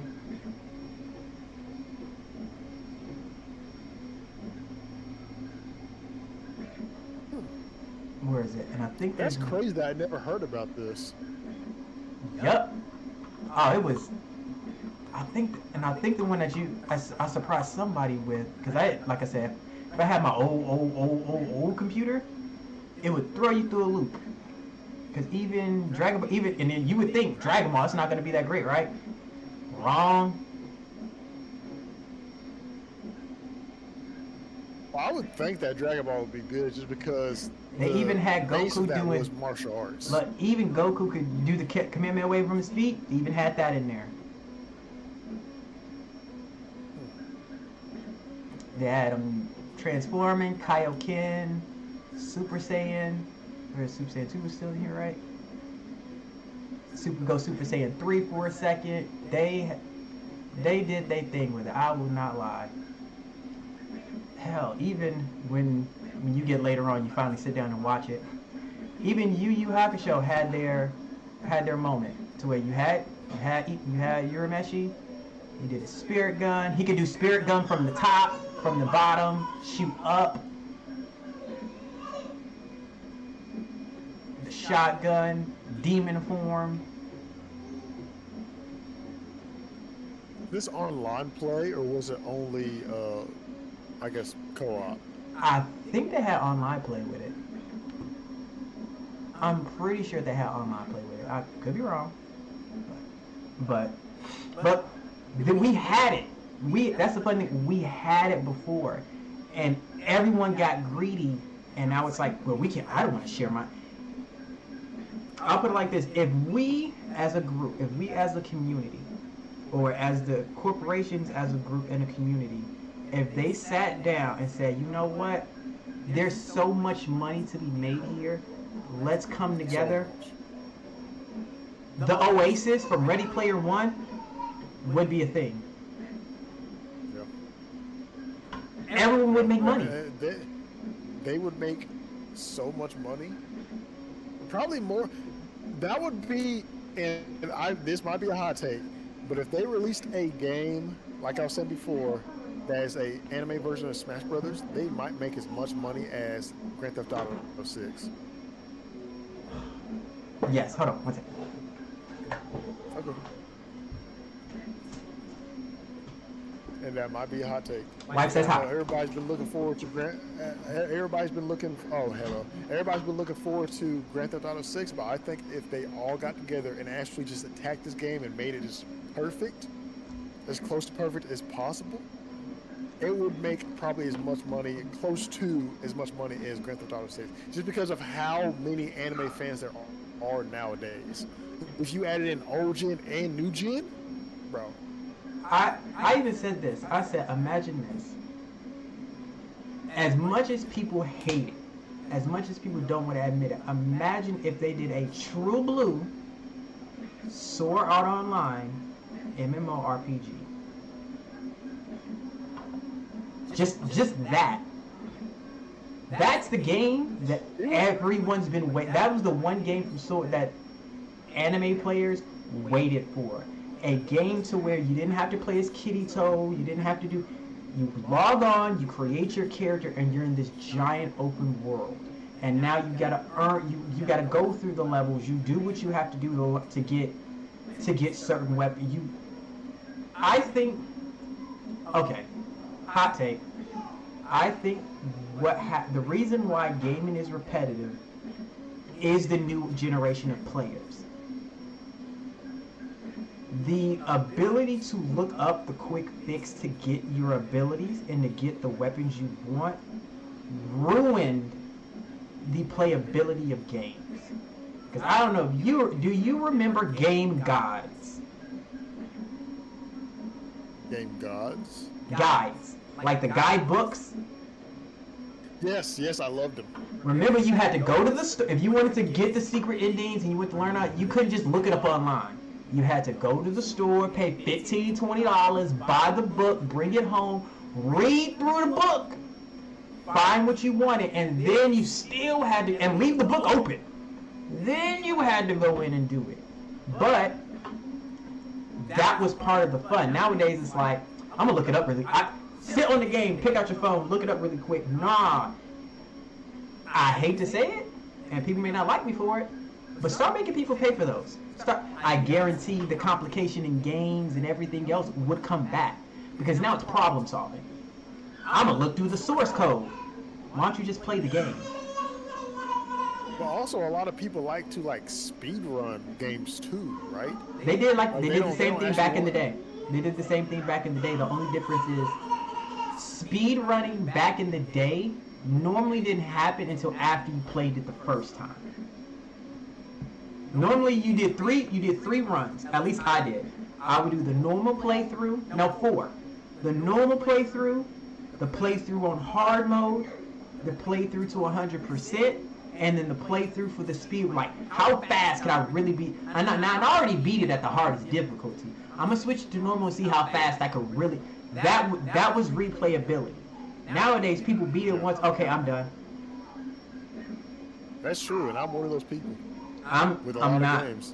I didn't pay for a lot of them because I love PlayStation. So I think the other day I was looking at my my collection, and this is years and years of build up. I have 359 games in my library. Okay. That's just in the library. That's just in the library. That's not the. If I count it, I guarantee if I try to count all the games I've ever had in my life, 359 is the super low end. That's not counting all the PS2 games I had, all the PS3 games I had, the Game Boy Advance, Game Boy Color. But that's the game that you think that you put the absolute most hours into. If you had to guess just throughout your lifetime, what is one game that you say I probably put 10,000 hours into the game? Because for me, it's probably Smash Bros. Melee. There was a point in my life to where I was playing Smash Bros. Melee every single day, whether it was by myself, whether it was with friends, whether it was with family. It did not matter. Let me, cause see, I want to say COD, but I don't count multiplayer. Honestly, if we're talking one-player games, Kingdom Hearts. I've put the most hours in the Kingdom Hearts game, especially Kingdom Hearts 2. Bro, when I say I put in hours, I got every Keyblade. I beat Sephiroth. Bro, I did everything. I'm on Kingdom True. The original version and the remix version. Kingdom, like I said, Kingdom Hearts is my favorite game. I have it somewhere in here. I have every single Kingdom Hearts game ever made on PlayStation. I could play every single one of them from the Game Boy all the way up. I even have the phone I even played the phone version. Cross Stars or something like that. I played that too. Now, if we talk about multiplayer, I'll put so much time in COD, it don't make no damn sense. A lot of hours in the 2019 Modern Warfare. I was one of my best friends, because I didn't really get into that for real, not until COVID happened, right? When everybody was on lockdown and the stores and stuff were all closed and blah blah blah. Me and my friend got so addicted to playing Battle Royale mode that we played that shit because we both worked night shift. We played that game every single morning, every single one of them. And then on our nights off, when we both had nights off, we would play that game for sometimes 8, 9, 10 hours straight. I think maybe it was Modern Warfare 1. It might have been Modern Warfare 2. I think my wife would be able to tell me. I played that game, and it's because just like you, my homeboy, his name is Collins. We would go, hey, what you doing this weekend? I don't know, I'm not much. Hey, you gonna hop on the sticks? Man, you ain't saying nothing about what, hop on them sticks. And we would go to work. And then he's the reason I hopped on Battlefield. Because he did that. He said, hey bro, you ever played Battlefield 4? Is Battlefield 4 the World War II one? No, Battlefield 1 was the World War 1. No, World War II is when they had the Japanese ones. It was World War II, and I think it was Battlefield 4. It's Battlefield 5. Nope, Battlefield 5. He got me on Battlefield 5, and I got addicted. Cause I'm like, oh, I gotta actually do what I do at work. Hold on, I gotta reload and pull it back, pop the line. Okay, I like that. That game is not nearly as good as Battlefield 1. Not nearly as good. Yeah. So I like that, and I think the repetition for a lot of things is gonna keep happening as long as we keep. Let's be honest. As long as they continue to have the ability to make money off of the masses for doing something quick, simple, and easy. That's how it's gonna be. It's until we ask for more, it's gonna stay repetitive. But again, most people don't like a challenge like that. I know me personally. I used to love the long, drawn-out games and figuring out the secrets and the art of getting lost in your game is gone. That's what I'll say it is. The art of getting so immersed in your game, unless it was I haven't really felt that way since Red Dead Redemption 2 probably. Like that's probably the last game that I truly felt fully immersed in, to where I just wanted to adventure, right? I just wanted to play the game, right? Mm-hmm. Whether it was side missions, whether it was the main mission, it didn't matter. I just wanted to play. But yeah, I would definitely agree with that. Mm-hmm. Well, we're sitting at an hour and a half, so it's up to you. We can either continue on, or we can cut it off here. It's up to you. I say we do a quick debate. All right. This is the Stand on Blood Okay, quick podcast. debate. So we gotta have at least one debate in here. Even if we debate it for 10, 15 minutes, we gotta debate something. Okay. Something or somebody. I think I added a good 20 or something. Oh, don't worry. Don't worry. I'm looking. Let's see what's good. No, that's too easy. Ooh, you know what? Perfect two people. Since you brought them up earlier. Zoro versus Killer Bee. Zoro versus Killer Bee. Okay, so I'm assuming we're talking about no powers, just sword based. We could do both. Right? We could do both. Because if it's just swords, Killer Bee get packed up. Don't do that to him. Don't do that to Killer Bee. Killer Bee's getting packed up. Killer Bee's getting packed How? up. Raw swords and shit. Raw swordsman shit. Come on. Yeah, but you got to realize that Killer B, he was fast enough to bypass the ability of the Sharingan with all eight of his swords. Whereas, and let me say Sasuke, this, he was able to handle all eight of his swords perfectly. He did not drop one. He did not drop one. Not okay. one of them. So what? Zoro's not going to be able to combat 8 swords. Yes, he can. No, he's not. And then Yes, he also, can. like I said before, like I said, Unlike, but that he was able to bypass the ability of the Sharingan, which the ability of the Sharingan is to basically slow down and predict movement. you also have to think of it like this. Unlike Zoro,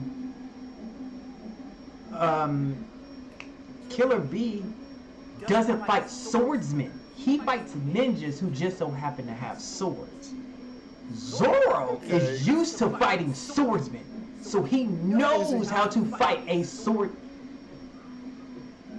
I mean, as far as I know, Sasuke's a swordsman. Sasuke He is had a not. sword. Sasuke is not a fucking He sword. is. No, He had no, a sword. no. He had a sword. Sasuke's And main look at that, technique. No. But he also fought the dude that had Zabuza's sword. What's his name? The water dude. He's a 7 swordsmen of the mist. He's one of them. He's one Stop of them. it. He's a Don't. swordsman. I love Naruto and all, but don't you disrespect swordsmen with these people. These people are not swordsmen. These people are not swordsmen. What's your definition of swordsman? What's your definition? My true blue definition of a swordsman is a person whose primary means of offense, defense, and battle is a sword, who trains on swordsmanship. Sasuke. Sasuke does no. His Sasuke. that is not his primary mode of attack. In every single fight, every single one of them. Now, but that is not his prime means. No. That is not his prime means. Ever since Shippuden, the beginning of Shippuden, he has used his sword in every single fight.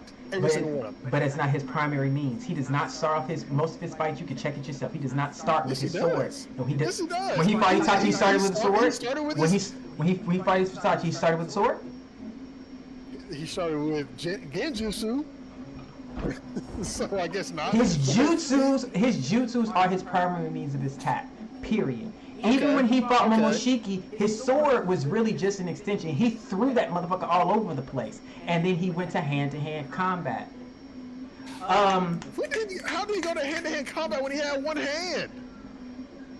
What are you talking about? That's petty.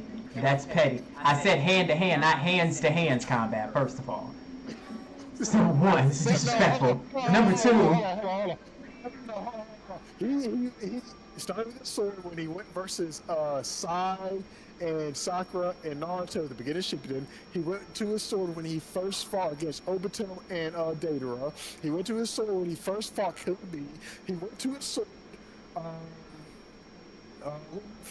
when he fought what's his face, Orochimaru. He went to his sword whenever he fought those 1,000 shinobis. Let's see. He went to his sword when he fought Killer B. And so it's very, very, very good fights that he didn't bring the sword at all. To me, that reeks of swordsman. He's not a swordsman. He's not. How is he not? He's not. That's what I'm understanding. How is he not? Sasuke, there's a difference. Here's the difference to me. Here. Let me describe my difference as a swordsman, as a fighter / who would like to be a swordsman. My definition of a swordsman in my mind is there's a difference between a swordsman and a person who uses a sword. Sasuke is a person who uses a sword. Killer B is a person who uses. Most people in Naruto are people who uses weapons. Zoro is a swordsman. His techniques, his fighting style is based around the sword. Sasuke's is not based around his sword. It's based around his jutsu. Honestly, a lot of his techniques are based around his sword. No, it's not. The Amaterasu is not based around his. The Amaterasu is not based around his sword. the Chidori is not big. He uses the Chidori to charge up the sword so it can make an extension. His Genjutsu is damn sure not a freaking extension of his jutsu. His Susanoo doesn't even have a sword. His Susanoo has a bow. Yeah, I mean, you're right. It does. And if you really think about it, going off his Susanoo alone, how did Itachi and Madara have swords with their Susanos and Sasuke get a bow? That's just the way it was written, man. That's not his fault. That is not his fault. Don't you plot armor me. Don't you dare plot armor me. It kind of is, though. It kind of is. I mean, honestly, this is a great question for the Discord. Are we putting this in there? We putting this in there. Yeah, Are we putting this in there? Yeah. Anybody that's listening, this is a great prompt. Is Sasuke a swordsman? He is a person who uses a sword. Because if that's the case, then you're really telling me Kisame is a swordsman? Kisame, yes. How many times you really? His Semehade sword, yes. Even though it's not your traditional sword, like in. I'm not saying it's not or whatever. He does. Let's be honest. Let's be truthful with it. Most people in Naruto are people who fight who just so happen to use that weapon. Period. If I don't know, because Kisame is known for using Semehade as a sword. He's known for that. That's what he. He let someone take Semehade from him, even if he hid in it. He let someone take a swordsman's greatest disrespect would be to let someone take their shit. So you saying that Zoro has never had anybody take one of his swords away? Who did not take his swords away? Who? Not one. Not one of them. Not necessarily all of them, but just one sword. Not he's never had somebody take He's away. never given away a. I'll put it like this: he's never given away a sword without getting one back to replace it. Period. He's never just, oh, here's my sword. I'm gonna use this as subterfuge. No, you're not taking my sword. You're gonna have to kill me to keep this sword. They either broke it, or with Shisui, the other Black Blade. He gave that back because they asked him to take that back, and then they gave him Enma. He said, you're not taking it. I earned this sword. Okay, you give me another one more powerful? Bet I'll take it. For somebody that's a good example of somebody that is not a swordsman in Naruto, and what you said was a person who uses a sword. Yeah, somebody that just uses a sword. I would say that would be early on Kakashi. I would say that would be a good example of somebody like that. When he got the execution blade? You talking about that tiny sword that he kept on his back? No. Not the execution. Yeah, I'm talking about the tiny one when he was a kid. Yeah, he's used, but he's had a sword. He had a tiny sword, and then he had the executioner's blade. But it's the same thing. He had a sword, but because by your definition, anyone who uses a sword in a fight is automatically considered a swordsman. No. Anybody that wears a sword, and a lot of their fighting tactics, not all, but a lot of their fighting tactics revolve around using that sword. Yes, I do think that Sasuke is a sword. Sasuke's finishing tactics does not revolve around that sword. I didn't say finishing. I'm just saying he uses that sword in a lot of different tactics. He does. And he doesn't take it off. He had it throughout the entire Shippuden series. He had it. I'm not saying he doesn't utilize a sword well. Just like B, I'm not saying they don't utilize swords well. I would not consider them a true blue swordsman. Well, B doesn't use his sword every single fight. He more so relies only on the Eight Tails abilities. But he uses the sword. In what, one fight versus Sasuke? That's basically it. Maybe versus Semehade dude. I can't. Kisame. Yeah, Kisame. Bro, I'm telling you, we're doing that quiz to you because you would fail that quiz so bad. I wouldn't. I knew what his name was. I wanted to say Kizaru for a second. I knew it started with a K. Kisame. Yeah. But yes, he's not Sasuke used to is a fighting. swordsman. I'm saying this. He's not used to fighting true blue swordsmen. Not someone who uses it and then his backup plan is genjutsu. No, his only plan is swords. That's his only plan. No. And secondly, if we're especially talking about sword abilities, that is what Zoro trained to fight against. His dedicated life was to become the world's greatest swordsman, to fight Mihawk, the greatest swordsman, period. He fought and trained, trained with him to be great to fight against and with swords. Period. Okay, just because you have a mission to become the greatest at something does not mean you actually became the greatest at that thing. He's almost there. He should be the greatest by now, but he ain't fought Mihawk yet. But we're not gonna get into that. Don't get me mad at One Piece already. Damn. Now if we're including, I'll be honest, if we do include hack abilities like his freaking 8 tails, Zoro's probably not winning that. He's, as much as I want to give it to him, as great as he is. The only thing about that is that doesn't Zoro have like advanced armament hockey? Yes, but that hardens the blade. Oh, it only hardens the blade, not his actual body. He can harden his body with it, but then that takes away from the blade itself, and it wastes more energy. So he typically uses it only on the swords, and if we're using the weaponry he has now, Enma drains him while using all of that. So a long drawn out battle, which B can do with his abilities, it's not gonna work. Short. Now, if you're talking about speed blitz, like you said, maybe, but even then, tough sell. Tough sell. I'd probably have to say, since you said he mostly just uses it on his sword and not his body for real, I'll probably have to say that all Killer Bee would need is a Bijou Bomb. Yeah. I think that would take him out. Oh, he wouldn't use his swords to take him out? I thought he was a swordsman. No, I did not say that Killer Bee was a swordsman. I said Sasuke was.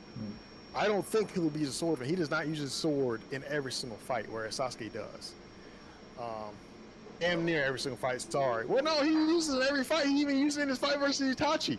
He didn't use it in his final fight with Naruto. You sure? He didn't. He didn't have it. Wait. He didn't have it. Wait. He didn't have it. His Susanoo does have a sword. His Susanoo does have a sword, because I want to say that in the final fight versus Naruto, he went to go slash Naruto when they were both in their big chakra modes. He went to go try to cut Naruto in half with his Susanoo sword. I'm almost positive about that. I'll have to check that. He might. Positive. He might. Positive. One time. Okay. Wait. Okay. No. One time. Wow. At the wait. At the very end, when he doesn't have his actual sword with him, I don't think he ever uses it again. No. But listen. That's the only time. No, he used it versus Momoshiki. He used it versus Momoshiki as well. But also, he did not have a perfect Susanoo not until the war arc. So he couldn't use it versus Danzo. Yes, he could have. Why? So Itachi had the perfect Susanoo? No, but different Susanoos have different abilities. And so his half Susanoo or whatever probably didn't have the ability to also use a sword, but his full Susanoo probably did. That's why we only saw him. The Susanoo is a reflection of the inner you. Truthfully, it is. It's the reflection of the inner you. If you feel like if your inner being feels like it needs to cut through reality or cut through something, it's going to give you a sword, because at heart you really believe you are a swordsman. Sasuke. Why did Madara have a sword then? We never saw him carry a sword in the entire series, yeah. But his Susanoo has a sword. I'll repeat, because actually when he was younger he did have a sword. He did have a sword when he was younger. When? when he was in his teens. You talking about when he fought versus Hashirama? In his teens, he did have a sword. He didn't have a sword. He had that thing that looked like a guitar, the one that reflects shit. Not adult. He had a sword. He had a sword and he had a sword. Yeah. Hold on. He had a sword. You gonna have to send that to me, bro. He had a sword. That? He had a sword. Okay, yeah, he did have a sword. He had a sword. You're right. Okay. He had he had 3 weapons. He had the fan, the sword, and the sight. Yeah. He had a sword. He just the fan was more useful, but the fan also had chakra and shit in it to help them out. You know, Uchiha blah blah blah, Uchiha magic. Yeah. But that's what I'm saying. Like, even like, but also same thing with the hell is his name? Kakashi. Even when he started with his sword, a sword is a default weapon with most of the Anbu.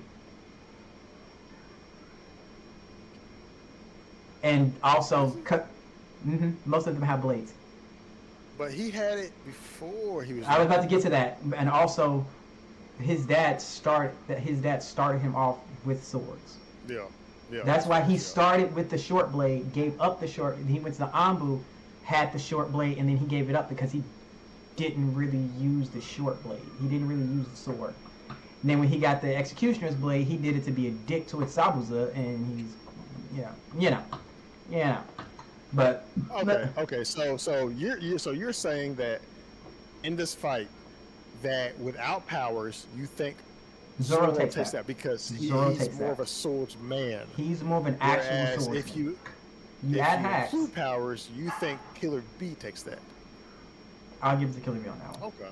I'll give it. Okay. Like I said, if it wasn't for the swordsman aspect, and let's be honest, as much as he's not a swordsman, if he sees someone with weapons, B's gonna pull out the blades. That's most times that's when he pulls it out. When he sees people with extra kunai and all that and swords, he pulls it out. Yeah. Other than that, he's hand to hand. Other than that, now. I would love to consider Sasuke. Like I said, most people say he's a swordsman. I would give him a person who uses a sword very well. I'm not saying he doesn't use the sword well. I'm not saying any of that. But most of Sasuke's when he first gets into a fight, his default answer isn't "I'm gonna grab my sword." That to me right there is the quintessential swordsman. If I get surprised, if I go into a fight, my first thought is I'm going to use my blade. Sasuke's first thought is not his blade. No, it is not.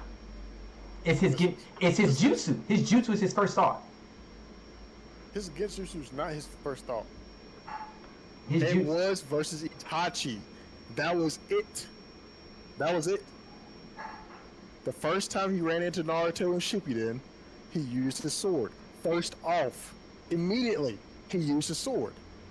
When he went to go fight Deidara and Obito, or Madara at that time, what did he do?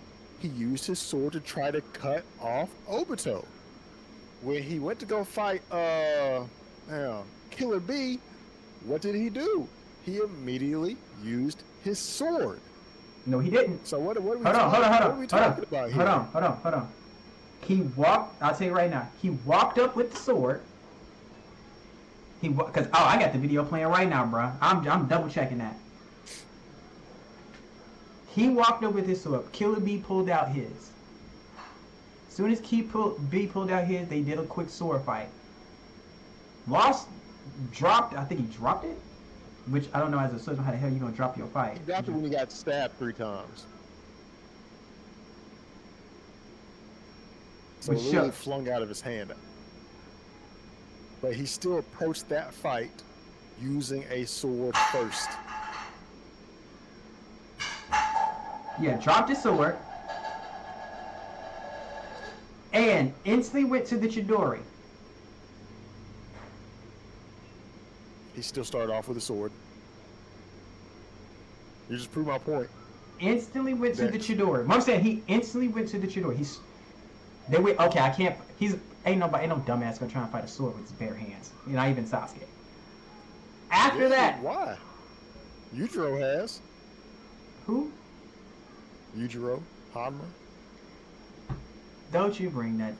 That's different. You said nobody. I said dumbass. Yujiro is not exactly smart, and he's also built different.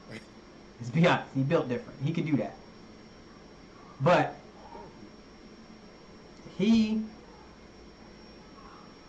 Sasuke uses swords, but his primary method, let's be honest, his primary method of attack, and to attack and to finish, is not his sword. He uses no. To attack, yes. not even to attack.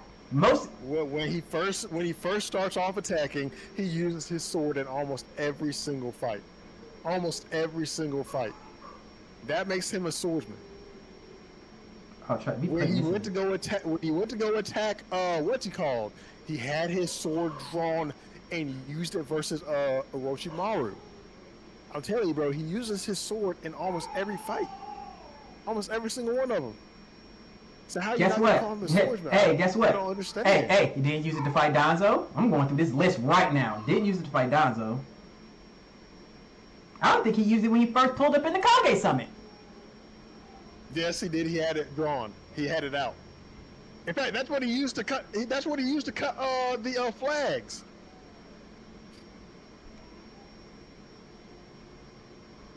He had it on his back, of course. He had it on him.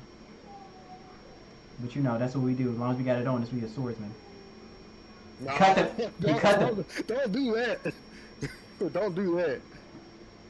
He cut the flags.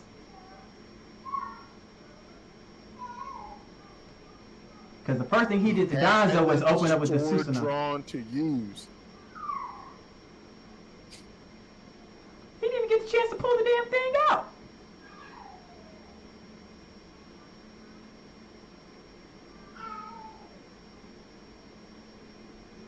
Hold on, wait. Did he pull that out? Bro. He didn't pull that You keep on trying. You keep on trying to. Wait, because I'm looking at it right now. I'm telling you right now. His intention. He goes into almost every single fight. 90% of fights he goes in there with the intention of using his sword first. And you can see that at the beginning of every single fight. With Orochimaru, with Naruto at the beginning, with Deidara, with Killer Bee, with Yeah. I'm looking at that fight. He used it to cut the flags, didn't use it for anything else. That was it. But he had the intention on still using it past that though, because he had it drawn. He didn't have it drawn. Yes, he did. He didn't have it drawn. It was on his back, and that's after he cut the flags. He didn't have it drawn. First of all, when he first showed up to the Kage or something, he was hanging upside down. He was not standing in front of. That's after that's not the beginning. You show me it when he's hanging upside down, because that's when you first see him. When he finally pulls it out. He pulls it out when the other people have swords. I'm looking at the fight right now. He didn't have it at first. He didn't have it at first because he was fighting, what's his name? Because he was fighting the Raikage. He didn't have it out. Look, and then, remember he said he had it out at first, right? He didn't have it out. He did not have it out. Then the other people started fighting him. Still didn't have it. Not in his hands. First came, he was hanging upside down. But this is when the fight started. No, the fight started when he first entered the room. This is when they just pushed him out the room. And then also he used on his back. On his back still. On his back. So wait, he took it out, put it back, took it out, put it back? No. But at that time, he uses his sword to deflect the attacks. Right, I'm saying. He got pushed out the room. And then what? So he took it out, cut the flags, put it back, deflected it, put it back, waited till they pulled out swords again, fought him with the swords. What? Put it back again? Swords. Yes. If you fighting with your swords, you're not putting it back. Why you not? Sasuke did. Sasuke's an idiot. Sasuke's a dumbass. Sasuke's not a real swordsman. Hey, hold on, bro. You can't talk about my boy like that. Yes, I can. I like Sasuke.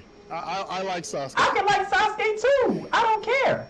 Still a dumbass. Oh, listen. Hold on, bro. Hold on. Let me do my own research because I'm pretty sure that when he first pulled up to the summit, he had his sword out. When he was hanging upside down, because that's when he first pulled up. And then when he first got hit with down with the swordsman's attack, he used the sword during that fight as well. I'll tell you, bro. Almost in every single fight, he uses his sword in some type of way. Cuts the flags. Wait. Cuts the flags. Sasuke's interest into it. Has the sword out and puts the fucking sword away. It's in his hand. It's in his hand, though. And puts it away. What swordsman? Listen, I can't stop him from doing something like that. But I'm just saying, he had his sword out. But I thought he was there to attack. I thought that was his primary means of attack. No, I didn't say that. I said that's his first. But no. But that is a swordsman. A swordsman first move of attack is a sword. It's not. I'm not gonna be a swordsman, knowing I'm not as good with my hands as I am with my sword, and start a fight with my hands. I'm going to start it with a sword. If I'm coming to kill you, and I know you got me with the hands, like everyone in that room got Sasuke with the hands and the jutsus, I'm not gonna take the one edge I have over you, especially when I'm in a room with two or three of the 7 swordsmen of the fucking mist, and put my sword away. It's gonna be a sword fight. It's gonna be a sword fight. Would you say that Zabuza is a swordsman?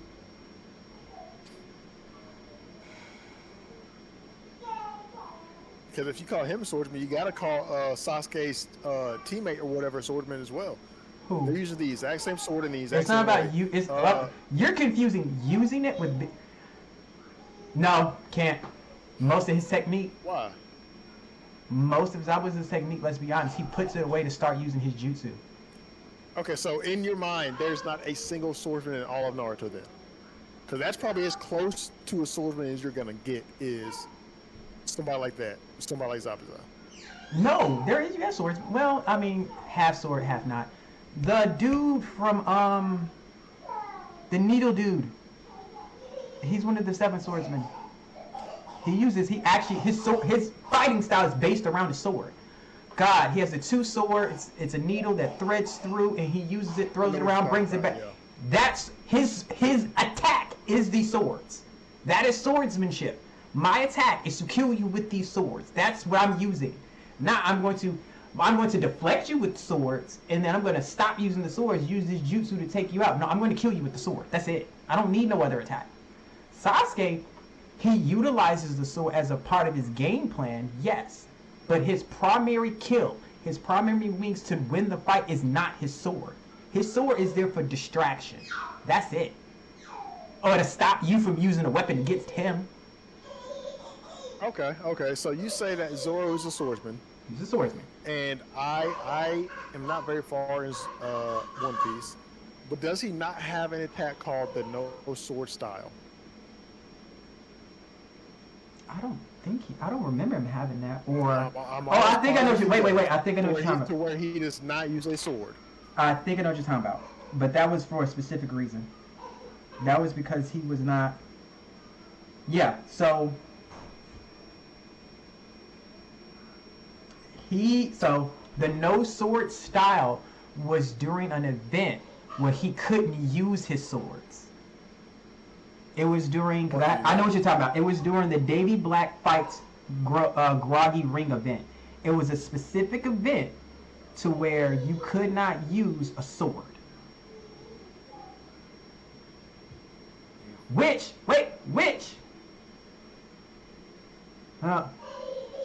technique about him spinning himself into a vortex while it lacks cutting power, acts as if he has a sword, and that's when you see him use the armament haki on his body.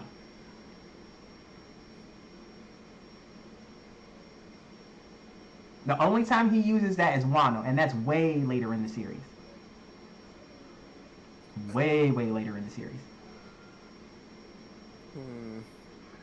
Yep, that's the only time he uses it in Wano, and in the event where he can't use his swords. Okay, well, you know what?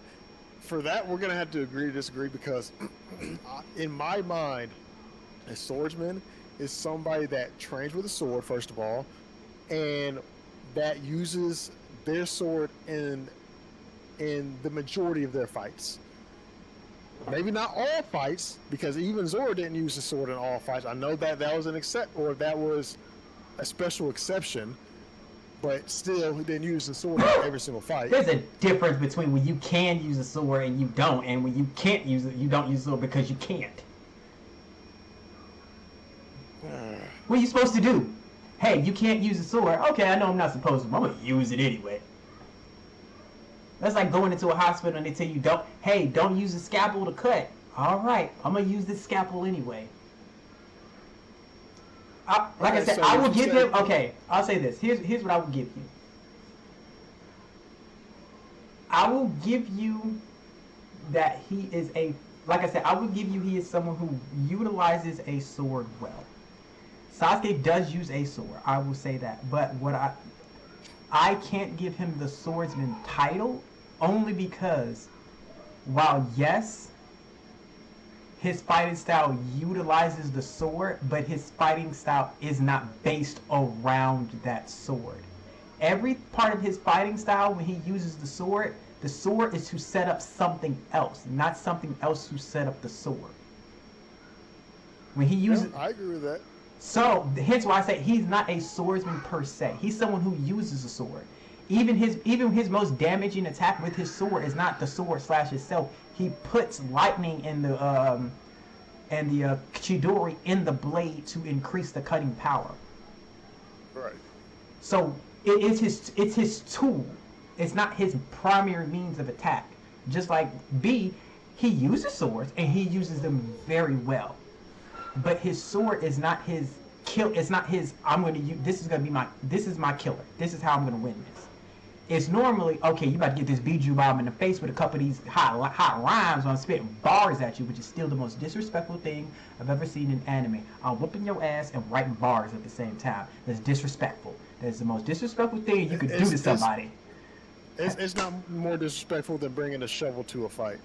It's not more so than that. Because if I had a premeditated fight with somebody and they brought a shovel, I would ask, "What the hell are you doing with that?" They say, "I'm gonna bury you with it." I'm walking away. I would have to walk That's away. So aura? like, you're that confident? That's confidence. It's different. I'm talking about. No, take that back. No. What Mihawk did to Zoro was disrespectful.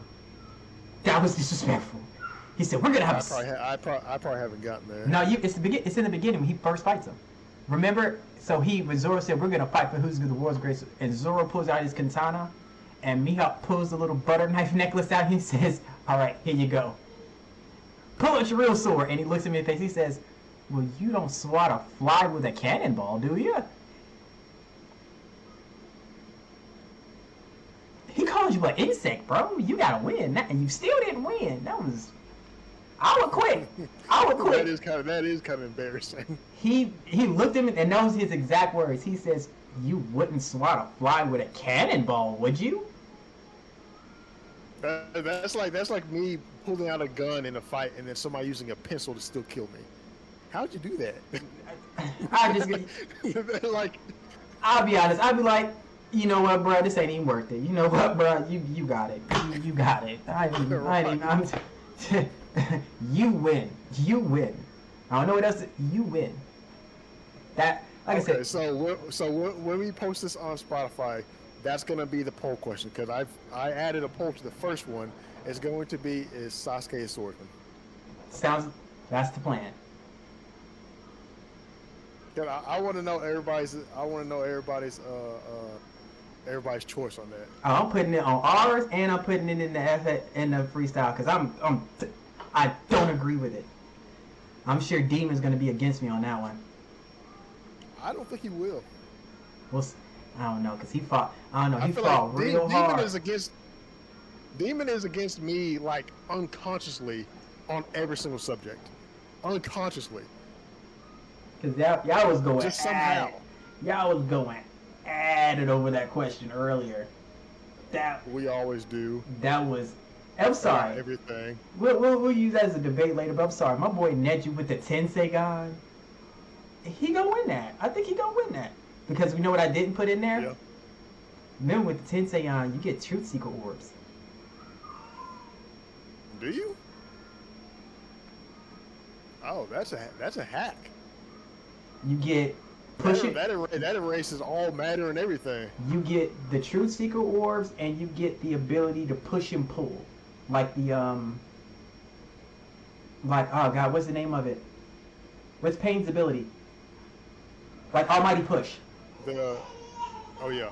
You get that ability. You get those two abilities, and then of course you get your Chakra Net, so that nullifies Susanoo. But you get all three of those abilities. The only thing that may save him, that may save Itachi, because his EMS is because of that Yata mirror. That's the only thing. Because the Yata mirror is hard. That's honestly, that's what saves him with a lot of stuff with that Susanoo. That Yata mirror, it repels everything. It just changes to that kind of cheap. And as you see, I love Itachi. He's, but that kind of cheap. I see why they get him the chakra sickness. Yeah. The thing is that with the if he had a type of chakra pool that somebody like Madara has, with the Yata mirror and the Tosuku blade or whatever it's called, that he would be able to beat anybody. Damn near anybody in the series he'd be able to beat. Cause I was telling somebody the other day, I'm like, there's only one matchup that I say he's gonna win every single time if you gave him one ability with a good chakra pool. If you give somebody like Itachi of all people, no sickness and the flying Raijin, who is beating him? Nobody. With his type of intelligence, nobody. Who is beating this? He can speed up. Matter of fact, he can be so petty, speed up, put a sliver of the Monterosso on you, speed out, hit. Matter of fact, knowing him, he'd be more petty. He'd speed up, look you dead in the eye, put you in the Tsukiyomi, and just go, okay, I win. Yeah. Ooh, and if you think about it, he would be the most. If you were to give anybody just one broken ability, and then say, hey, just use this on every single opponent, he would be the most broken character in all of Naruto. Even over Madara, over Hashirama, it doesn't matter. Because imagine if he could use Flying Raijin while he's in his Susanoo. I wonder if that would even work. Would it transport that's what I'm saying. along with you? I don't know. Teleport you outside of it? I don't know. That's the question. Imagine if he could. He's in the Susanoo, teleports with the Susanoo directly to you, and has the Tosuke blade. You know what? He could teleport with the Susanoo, because you know how Tobirama did the exact same thing with Naruto fighting against Jubito. He did. And that's how they found out that Sage Mode worked on his back, or worked as an attack on him. That's true. And so he could use it the exact same way. Yeah, it's a good thing he never learned Flying Raijin. That's an ability we happy nobody gave him. That would have been It's a good thing that Naruto didn't learn it, because he would have wrecked Sasuke. He would wreck Sasuke in every single fight. My personal opinion, I think Naruto, No Tail Beast, and them training him like his dad. He would have been a monster. Even worse than he is with the damn Tail Beast. You got Uzumaki Chakra, can move as fast as your dad. And then now you have time to develop the Rasen Shuriken as much as you want, and then learn perfect Sage Mode. Who beat it? And then if you really think about it, now you don't have now they can treat you like a real Uzumaki, find somebody and teach you the Adamantium chains. Who beating you? That's the only person I would look at Itachi and go, bro, I don't know if he's winning that. Because that's the only part, because it's like, okay, you run up, my chains are around you, can't use any of your jutsus, what are you going to do? Yeah. I'm happy we didn't get that. I think this is a pretty good episode. Yes. I'm looking forward to hearing people's opinions on the question. Yeah. So please, so as you see, this is gonna be the end of it for now. So it's your boy Broken Lineage. Catch me on all my socials, TikTok, Twitch. I might hop on Twitch again later because my homeboy's gonna play on BF6, so I might just do it on there. You can hear some craziness and see how my squad runs, and we may need a fourth because one of my dudes is unreliable. Also, like I said, as you see my homeboy to my side, I will start the site up for Broken Lineage's 3D print creations soon enough. He's got his thing right here, as you see. He's got his Obito coming, and it's nice and solid. Ain't gonna be no easy break. Don't worry, I make sure it's got plenty of peanuts and stuff in it, because you know how they are around here. They throw your stuff around. And of course, supporting. And then I have to send you his information too. My homeboy, Unity God, has a great new show coming out called Frog Freedom Revolutionary Organization, or oh god, I gotta get it right. But great new 3D animation coming out. You gotta check it out. Check out his TikTok. Other than that, Haitian.